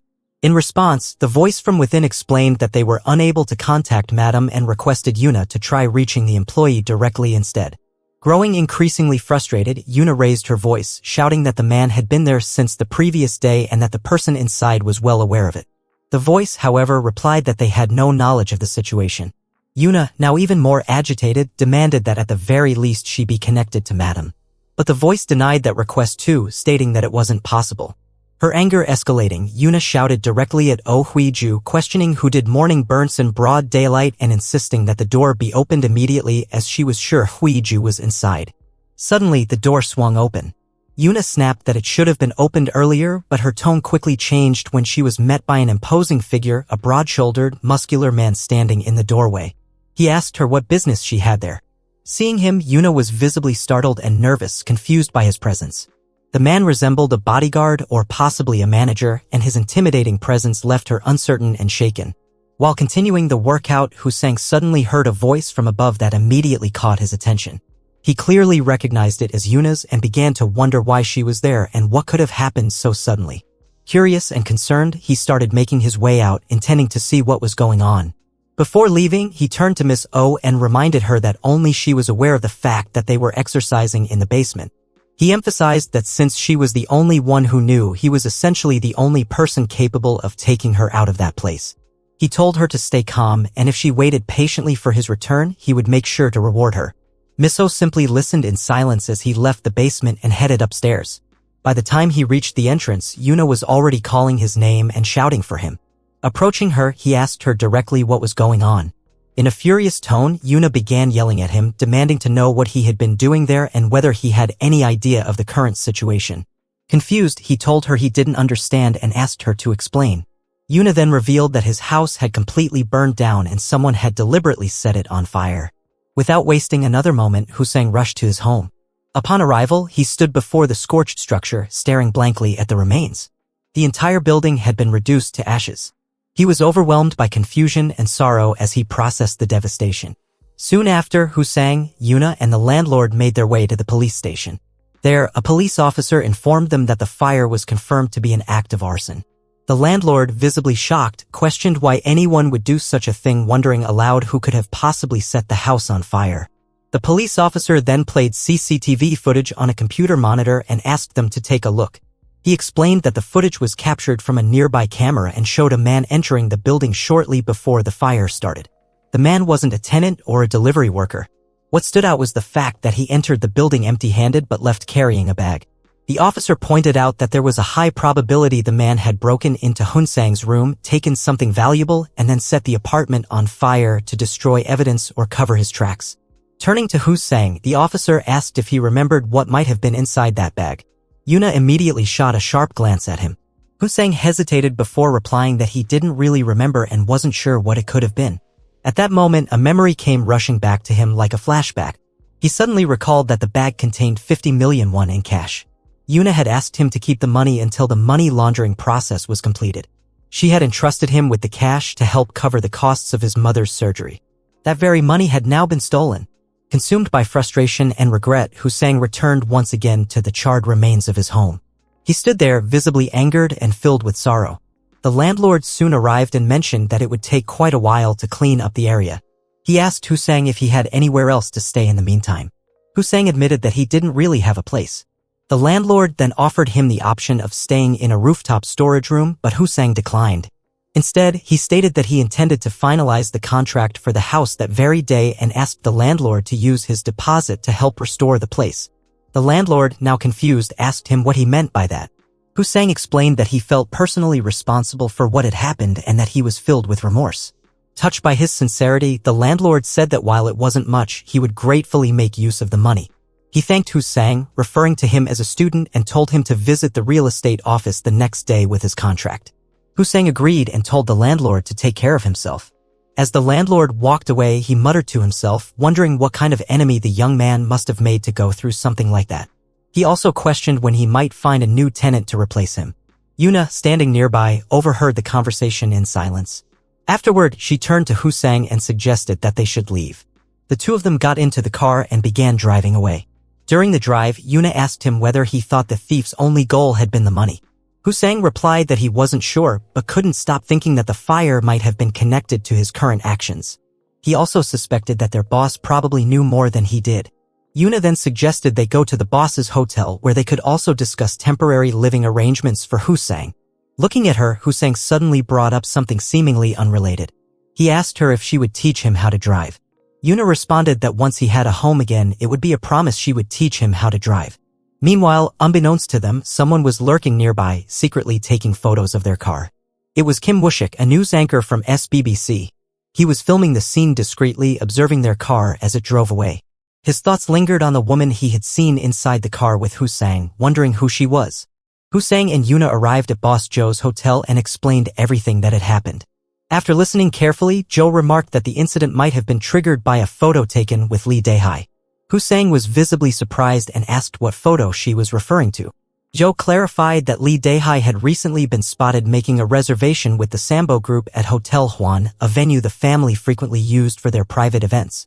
A few weeks earlier, there had been marriage discussions between the Sambo group and Hwang Daily. Joe further explained that Yoon Sung-bin, the eldest son of the late chairman of Hwang Daily and the company's current CEO, was at the center of those talks. The second daughter of Sambo Construction's president was none other than Lee Dae-hai. Hearing this, Husang was stunned and asked if Dae-hai was getting married. Yuna, seated beside him, silently watched his reaction. Joe continued, stating that Sambo Construction had recently secured a 42% stake in Hwang Daily and had successfully acquired the company. Yoon Sung-bin was allowed to retain his managerial position on the condition that he would marry Lee Dae-hai. The fact that Husang and Dae-hai had been spotted together in public, appearing as lovers without any concern for repercussions, had become a major issue.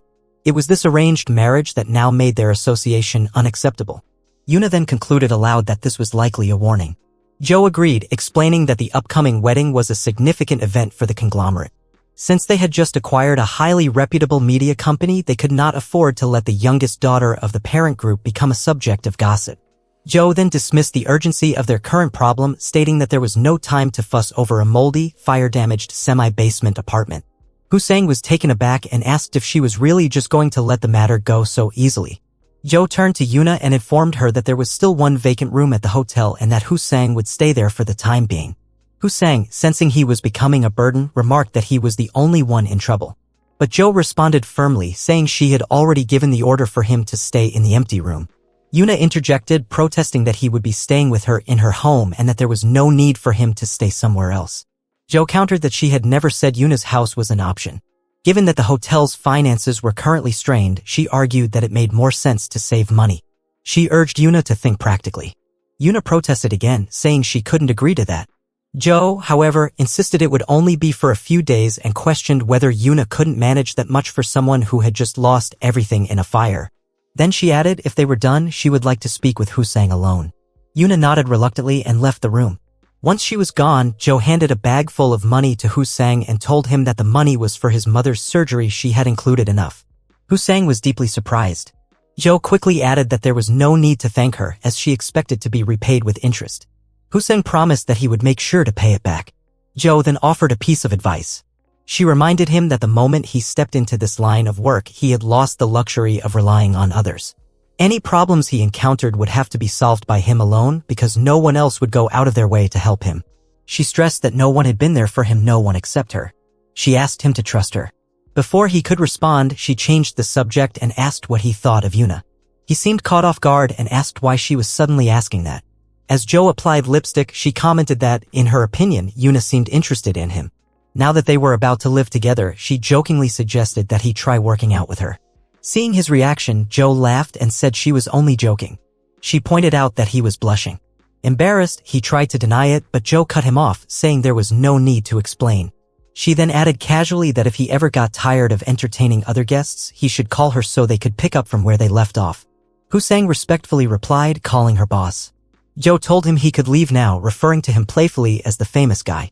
But just as he was about to go, she suddenly paused and asked aloud why she hadn't been able to reach Oh Hui-ju. At that moment, Husang froze, his eyes widening in realization. He had completely forgotten that Oh Hui-ju was still waiting in the basement. He had left her there alone for 8 long hours. Husang told Yuna to get ready and get into the car. Without explaining much, he drove them straight to Oh Hui-ju's residence. As they sat in the car, Yuna asked what was going on. But before she could get a full response, the car came to a sudden stop. Husang stepped out without a word and stormed up to the main door, banging on it violently. Yuna remained seated, watching in confusion as he pounded on the entrance, muttering angrily about how someone could forget they had locked Oh Hui-ju up. Just then, the door opened and the bodyguard came out. Without warning, the man struck Husang hard, sending him crashing to the ground. The bodyguard glared down at him, scoffing that if Husang had been a woman, he might have at least listened to one excuse. But since he was just a man and a mere part-time host at that, he didn't even deserve to speak a single syllable. Hussein tried to protest, mumbling that he had to get inside because Huiju was there, but before he could finish, the bodyguard delivered another brutal punch, knocking him to the floor again. The bodyguard coldly reminded him that he had already said there was no need to hear anything from him. He then turned to Yuna and suggested sarcastically that she could call the police if she wanted. He was curious who would end up behind bars. His tone grew darker as he stated that in this neighborhood, even if he beat Hussein to death, it would be Hussein who would rot in jail, not him. Yuna, who had been watching the entire altercation in growing horror, began shouting and crying.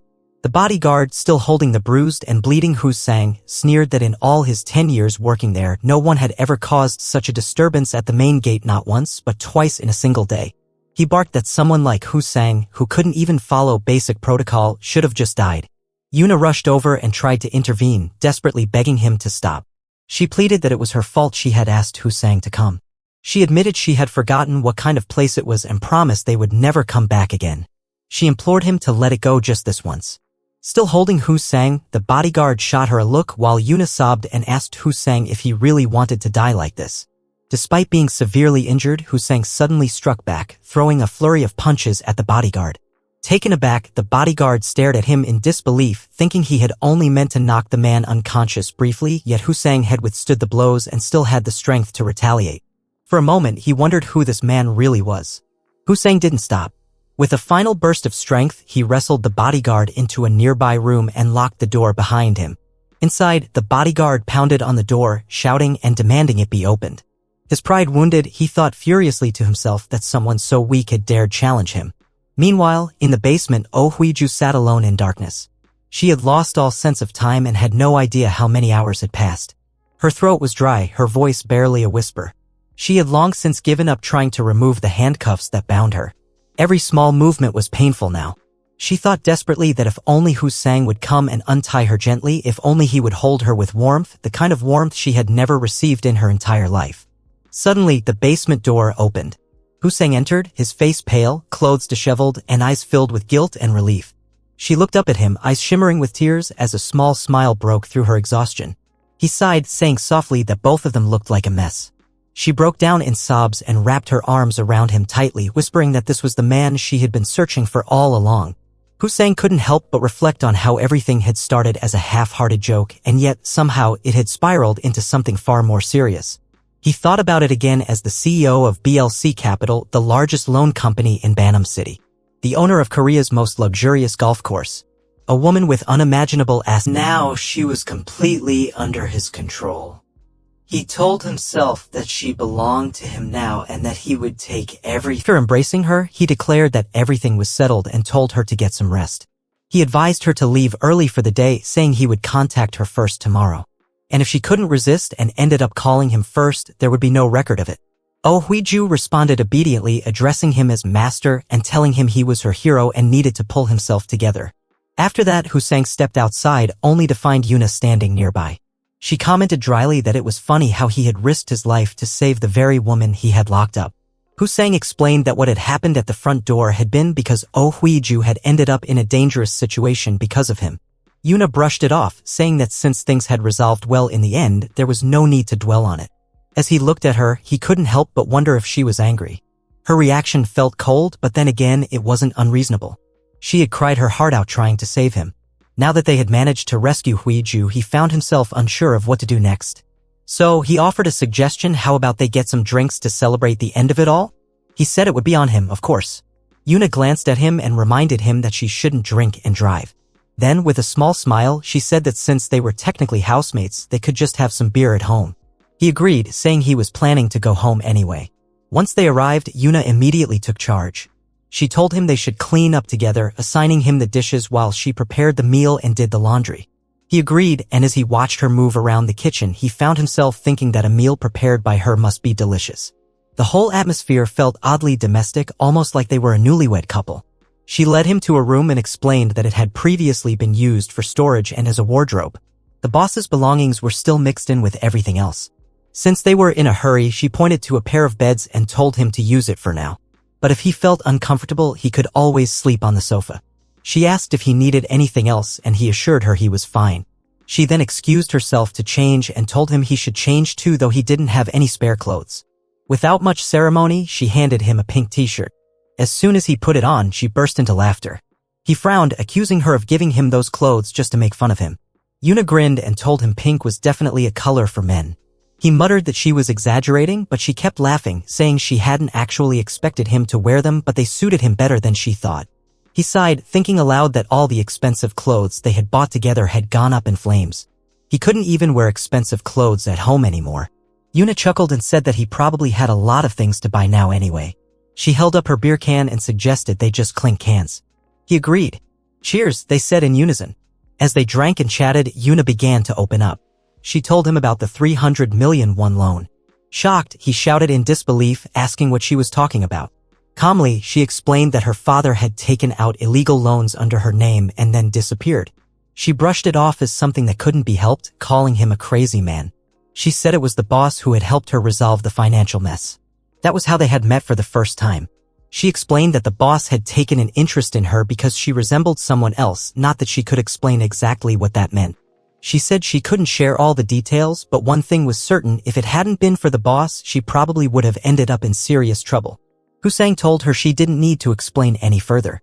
She nodded and went on to say that the boss had told her she needed a personal driver and that having a woman like Yuna around made it easier to conduct business. The money offered had been too good to turn down. Since then, she had been working under the boss, not only managing to pay for her younger siblings' tuition but also affording a place to live. She admitted she was deeply grateful to the boss, although she often felt taken advantage of, knowing the boss had her wrapped around her finger. Then Yuna said something that made Husang pause. She told him that he was the first person she had driven around other than the boss and the first person she had ever lived with who wasn't family. Blushing, he quietly thanked her for everything she'd done for him. He said there had always been something he wanted to say. But before he could go on, Yuna shouted at him, calling him a fool and scolding him for always being too late with his words. Surprised, he asked what that reaction was about. She softened then and said thank you. Life had been surprisingly interesting lately, and it was all because of him. Curious, he asked what exactly was interesting. Yuna hesitated, saying that putting her on the spot like that was unfair. He laughed and teased her, asking if she was getting shy after saying it herself. She stammered that it wasn't like that, then quickly retreated to her bed and curled up to sleep. Later that night, Hussein quietly walked over to Yuna's room and found her asleep on the sofa. He approached her slowly, watching her peaceful expression with a faint smile. He wondered to himself how she had ended up falling asleep like that, all by herself. Beside her, he gently brushed a strand of hair from her face and thought that she should be sleeping on the bed instead. What was she doing, resting so uncomfortably on the couch? Without waking her, he lifted her in his and gently laid her down on the bed. As he stood there, eyes fixed on her sleeping form, a storm of thoughts swirled inside him. He began to question if she was giving him a signal, getting tipsy on the very first night they lived together and acting so defenseless.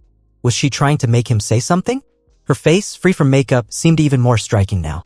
Her cheeks had a soft blush, her veins barely visible beneath her flawless skin. She wore no lip products, yet her lips were glossy, her lashes long and delicate without any help from mascara. Her thick, smooth hair carried a faint scent of shampoo and soap, and her natural fragrance was beginning to intoxicate his senses. He could hardly believe how beautiful she looked. Every little detail about her overwhelmed his mind. He admitted to himself that he was going mad. He reminded himself firmly that he should not cross any lines. Yuna was not a customer, she was his colleague. If he wanted to live with integrity, he had to separate personal desires from professional boundaries. With that, he stepped out of the room, his heart still pounding, and muttered to himself that he had nearly made a mistake just now. Returning to his room, he lay on the bed, but sleep eluded him. His mind kept circling back to what had just happened. He questioned whether her actions were a signal. How could she behave that way in front of a man she supposedly disliked? She had kept showing signs, hadn't she? He feared that in the morning she would mock him for not responding to what had felt like an open invitation. He sighed, brushing off the thought. As someone living under her roof, he didn't have the luxury of overthinking things. He turned over, forcing himself to sleep, telling himself that he needed rest. At some point later, he found himself waking up and froze in shock. Yuna was beside him. He stared at her, disbelief written all over his face. She smiled teasingly and asked why he had stopped dreaming about her. Still disoriented, he replied that she was not his customer, but his colleague. She insisted that they should do training together and even offered to pay him so she could become his fitness club. Two of them were suddenly exercising side by side. She admitted with a laugh that it was her first time doing such a work. The atmosphere felt vivid and strange, both familiar and surreal.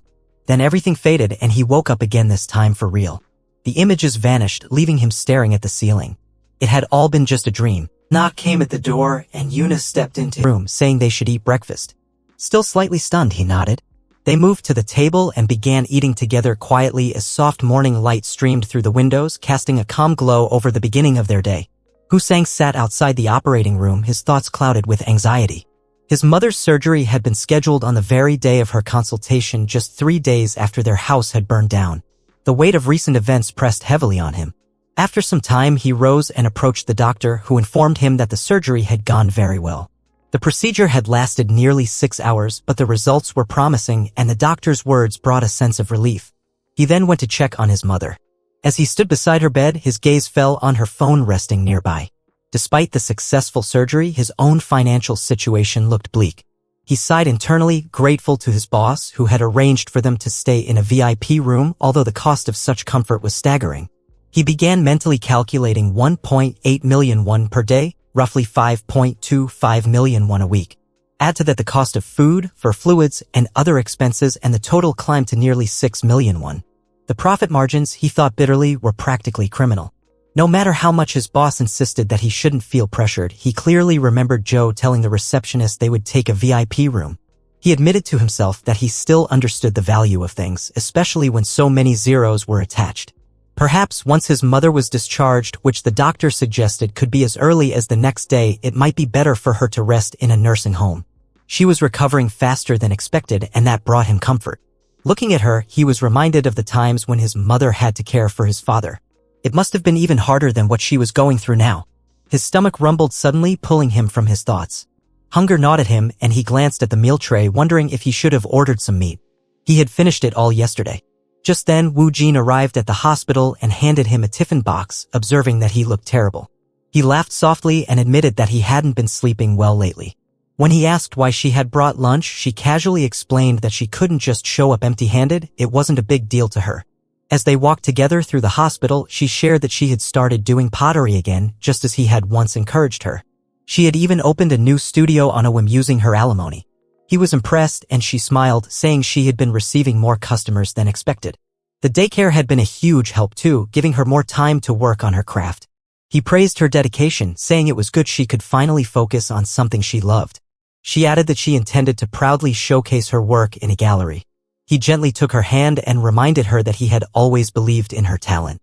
She insisted that all the credit went to him. If it hadn't been for his encouragement, she never would have taken that leap. He blushed, modestly insisting he had done nothing and she needed to learn to accept praise. With a grin, she admitted he was right and that she had done a pretty good job. As he began eating the lunch she had brought, he commented that it had been a while since he'd had beef soup. It really hit the spot. She laughed, telling him to slow down and asking if it was really that good. He nodded, sincerely thanking her. She invited him to visit her place whenever he felt like having more, though she wasn't sure about breakfast or lunch. Dinner, however, she always cooked. She asked where he was living now and suggested that if he stayed nearby, he could come over any time. He hesitated before answering and with a nervous expression admitted that his house had burned down recently. Her face fell with shock and she immediately started crying. She asked why he hadn't told her sooner and checked him to make sure he wasn't hurt. He reassured her that he was fine. He hadn't been in the vicinity when the fire occurred. Still sobbing, she suddenly embraced him, telling him that no matter how he insisted he was okay, this wasn't the kind of problem one could simply overlook with a smile. She said that while pretending not to notice the hard things in life might help sometimes, doing it too often made people stop relying on others. She reminded him that he had been the one to change her from being a foolish person into someone stronger. She told him it was okay to lean on her even just a little. If something happened again, he needed to promise to tell her immediately. He smiled gently and agreed. The two of them then headed to his mother's hospital room and sat beside her. Wu Jin offered gentle words of comfort, reassuring him that everything would be fine. He felt something warm stir inside him, something both familiar and soft. He couldn't quite explain it, but it wasn't a bad feeling. Eventually, Wu Jin stood up, saying she needed to leave. She told him not to walk her out and to stay with his mother instead. But he insisted on escorting her to the taxi stand. It was the least he could do. As they walked through the hallway, she remarked on how quiet the hospital was, wondering if it was because of the VIP section. He paused for a moment, then reminded her that she had once said it was okay to rely on her. When she asked if something was wrong, he quietly asked if he really could depend on her. She smiled and assured him that he could rely on her as much as he wanted. He then suggested that they go somewhere quiet. Husang and Wu Jin found a quiet corner of the hospital and began working out together.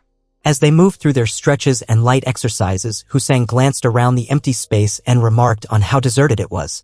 He asked if anyone ever came there and whether she was sure someone wouldn't suddenly show up. Wu Jin shrugged and admitted that, if she was being honest, a small part of her kind of wanted someone to walk in on them. Her candid response made him burst into laughter, calling her an idiot with a teasing grin. He asked whether she truly believed she could manage taking Hyo Hun to daycare while being like this, carefree, playful, and slightly chaotic. She laughed again, not taking his teasing to heart. Their light banter filled the quiet space, offering them a moment of warmth and familiarity amidst the sterile atmosphere of the hospital. Meanwhile, upstairs, one of the doctors was making his way through the hallway. He muttered to himself about how exhausting his day had been. He complained that interns these days lacked basic social skills, constantly talking back to their seniors as if hierarchy meant nothing anymore. In his day, such behavior would have been unthinkable. But then, mid-rant, something unusual caught his attention. A strange sound, or perhaps a voice, echoed faintly from around the corner. His steps slowed as he turned his head in that direction, puzzled by what he had just heard. The doctor stood at a distance, watching Husang and Wu Jin as they continued their cardio session. His gaze was sharp and sarcastic, his posture filled with silent judgment. Wu Jin, noticing the echo of their voices bouncing off the walls, turned to Husang and pointed out that although there weren't many people in that part of the hospital, it felt like he was announcing their entire workout session to the whole building. She told him to quiet down, her voice tinged with playful irritation. Husang smirked and admitted that it wasn't a bad idea. The doctor remained rooted in place, arms folded as he silently observed the two. His expression made it clear that he thought they had lost their minds. Their voices, loud and carefree, reverberated through the quiet floor, making him feel like he might accidentally join in just from sheer exposure to their energy. Husang caught sight of the doctor watching them and nudged Wu Jin, pointing him out and remarking that even the doctor seemed to be appreciating their enthusiasm. He told her not to overreact or take the situation too seriously, saying it was actually more exciting this way, just like she had wanted. Wu Jin laughed and suggested they try a different technique, determined not to let the awkwardness ruin the moment. The doctor, still standing nearby, sighed inwardly.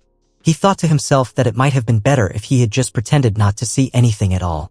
Watching the two of them exercise so freely in such an unlikely place was far from what he had expected to deal with that day. After finishing the workout, Wu Jin headed to the daycare center to pick up her child. As soon as she walked in, the daycare worker approached her with a concerned expression.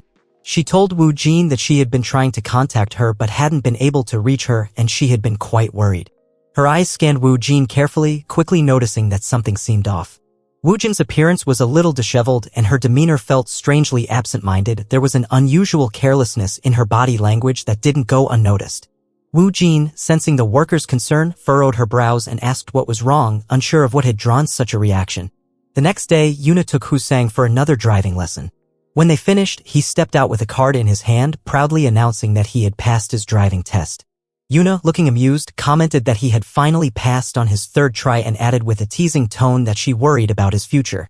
He laughed it off and reminded her that for 2 more days after getting his license, she still had to help him learn how to drive. Both of them got into the car, with Husang behind the wheel. He thought to himself that today would be the last day she'd be instructing him. If he could just make it through, he'd finally be free from her relentless scolding. He wondered whether he had it in him to survive another day of her sharp remarks. She continued giving instructions and reminded him not to panic even if she raised her voice. He asked why she always had to yell, still trying to understand her approach. Inwardly, he recalled how just the day before he had considered giving up and returning his license altogether. She reminded him to put on his seatbelt, and he quickly assured her he was about to. He reminded himself that she was taking time out of her day to help him and resolved to give it his best. Yuna told him to release the brake and scolded him for forgetting something she had reminded him about just yesterday. He acknowledged it softly, while she sat silently beside him, briefly lost in her thoughts. Her mind kept wandering back to the previous night. She couldn't understand why she kept thinking about it. No matter how much she tried to rationalize it, it made no sense. Why did it bother her that he acted differently with her compared to all those other women? The daughter of the Banam City mayor, a billionaire's youngest daughter, and even the rich woman he trained, he had interacted with them all. So why, of all people, Did he act that way only with her? Maybe it was just because he was a man and they happened to be living together. Maybe he simply wanted to work out with her. Still, the thought lingered. As he started the car, she suddenly yelled at him to stop stomping on the brakes. She questioned what he was doing with his hands. Flustered, he explained that when he stepped on the brake, he instinctively reached out to catch her. She told him he was too kind, but urged him to keep his eyes on the road, be gentle with the pedals, and always use his blinkers when changing lanes. She reminded him not to drive too slowly when merging and to maintain a consistent speed. Even in the midst of her strictness, she found herself thinking that at least he knew right from wrong. Still, she wondered if she truly could have said no to him back then. During the drive, he confessed that he couldn't quite control his legs properly. She kept observing him silently. When he asked if he had done something wrong, she simply said nothing and stepped out of the car. He remained inside, telling her to enjoy her break and that he'd do his best not to crash. She replied that he needed to pay attention to the GPS without neglecting the road. She repeated the usual advice not to forget the blinkers, to handle the pedals gently, and assured him that he'd be all right. Everyone learns at their own pace, she said.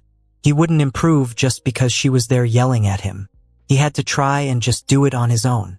She encouraged him to stay alert but not nervous, not to worry about things that hadn't happened yet, but instead to focus on whether he was going the right way. He would be anxious, it was natural the first time, but he had to trust himself. He jokingly said she sounded like his father. She pulled out a sign that read, "Sorry, I'm a new driver," and suggested that he put it up, it would probably help. She placed it at the front of the car and told him once more to just stay under the speed limit and not be scared. He promised he would and got ready to drive as she walked away. A man standing by the side of the road noticed the car and muttered to himself, remarking that a new driver behind the wheel of a Mercedes was a terrifying thought. As he scanned the area, he caught sight of Yuna and couldn't help but comment on her striking appearance, admiring her figure and beauty. He wondered if the new driver was her boyfriend, though he quickly dismissed the idea. Then, unexpectedly, he locked eyes with her for a brief second. Yuna instinctively turned her face away, trying to hide her reaction. The man noticed how she quietly stood there, secretly cheering on the driver as he pulled away. As she sensed his gaze from the side, an odd feeling crept over her. Something strange and uncomfortable she couldn't quite put into words. During the meeting, the team leader was giving a presentation while addressing all the board members. Team member Han Yuri spoke up, pointing out that due to the recent surge in material prices and stagnation in the real estate market, over 50% of construction projects in other regions had either paused or been abandoned entirely. She emphasized that Sambo Construction was no exception. At that time, Sambo was managing 11 active projects in Bantam City alone, including 6 large-scale apartment developments, 2 of which were already on hold. She added that 30% of their completed apartment units remained unsold, and as things stood, the company would likely fall into the red by the end of the fiscal year. Her comments sparked murmurs across the meeting room. Some of the members began whispering to one another, questioning who she was and why she was speaking so boldly. Suddenly, Vice President Lee Ji-chong of Sambo Construction interrupted sharply, demanding to know if she was implying that the blame for their situation lay with him for securing those projects in the first place. The team leader quickly clarified that this wasn't the case. She stated that they simply needed to reassess all their current operations, including the redevelopment project in Bangsan-dong. Ji-chong exploded, shouting across the room, demanding to know who the manager responsible for such suggestions was. Another manager stood up in protest, shouting that halting the Bangsang redevelopment was absurd. Amidst the escalating tension, the managers exchanged nervous glances. One of them apologized, while Han Yuri switched off her microphone, maintaining her composure. She calmly explained that at the current pace, the company would face severe financial losses that could compromise even their most significant international venture, namely, their flagship project in Saudi Arabia. Another manager tried to cut her off, grabbing her mic and ordering her to stop. Vice President Ji-chong, now visibly agitated, rose from his seat and accused her of calling this board meeting just to suggest that they suspend everything. He told her not to waste their time and demanded that she do as she was told. He instructed her to resubmit the report and announced the cancellation of all follow-up meetings. One by one, the members exited the room, leaving Han Yuri standing there alone. She quietly muttered an apology. Later that night, she remained in her office, working late. Manager Park stopped by and asked if she wasn't heading home. She replied that she still had to finish her report. When he asked where the rest of her team was, she told him she had let them leave earlier. She needed to handle this on her own. Manager Park gently advised her that while he recognized her as talented and dedicated, she needed to rely more on her team. He told her that she could reduce her overtime if she communicated and delegated more effectively. He suggested she take a break, get some fresh air, and offered to take her out for a cup of coffee. She declined politely, thanking him for the advice and saying she'd keep it in mind. Park looked at her for a moment before leaving. As he walked away with another employee, he whispered that he had told him she was a psycho. He commented that she was approaching 40, yet acted like she was hard to get. According to him, that's why she couldn't remarry. She should just settle down with a rich man because, in his view, she looked perfect for that kind of life. Meanwhile, Han Yuri, sitting in her office, checked her phone and looked deeply unsettled. After finishing her work, she quietly gathered her things and went home. As soon as she entered, a man inside the apartment asked her what time it was and why she had returned so late. She apologized, but he dismissed it and casually suggested that they should do some exercise at home. Without replying, she quietly walked into her room.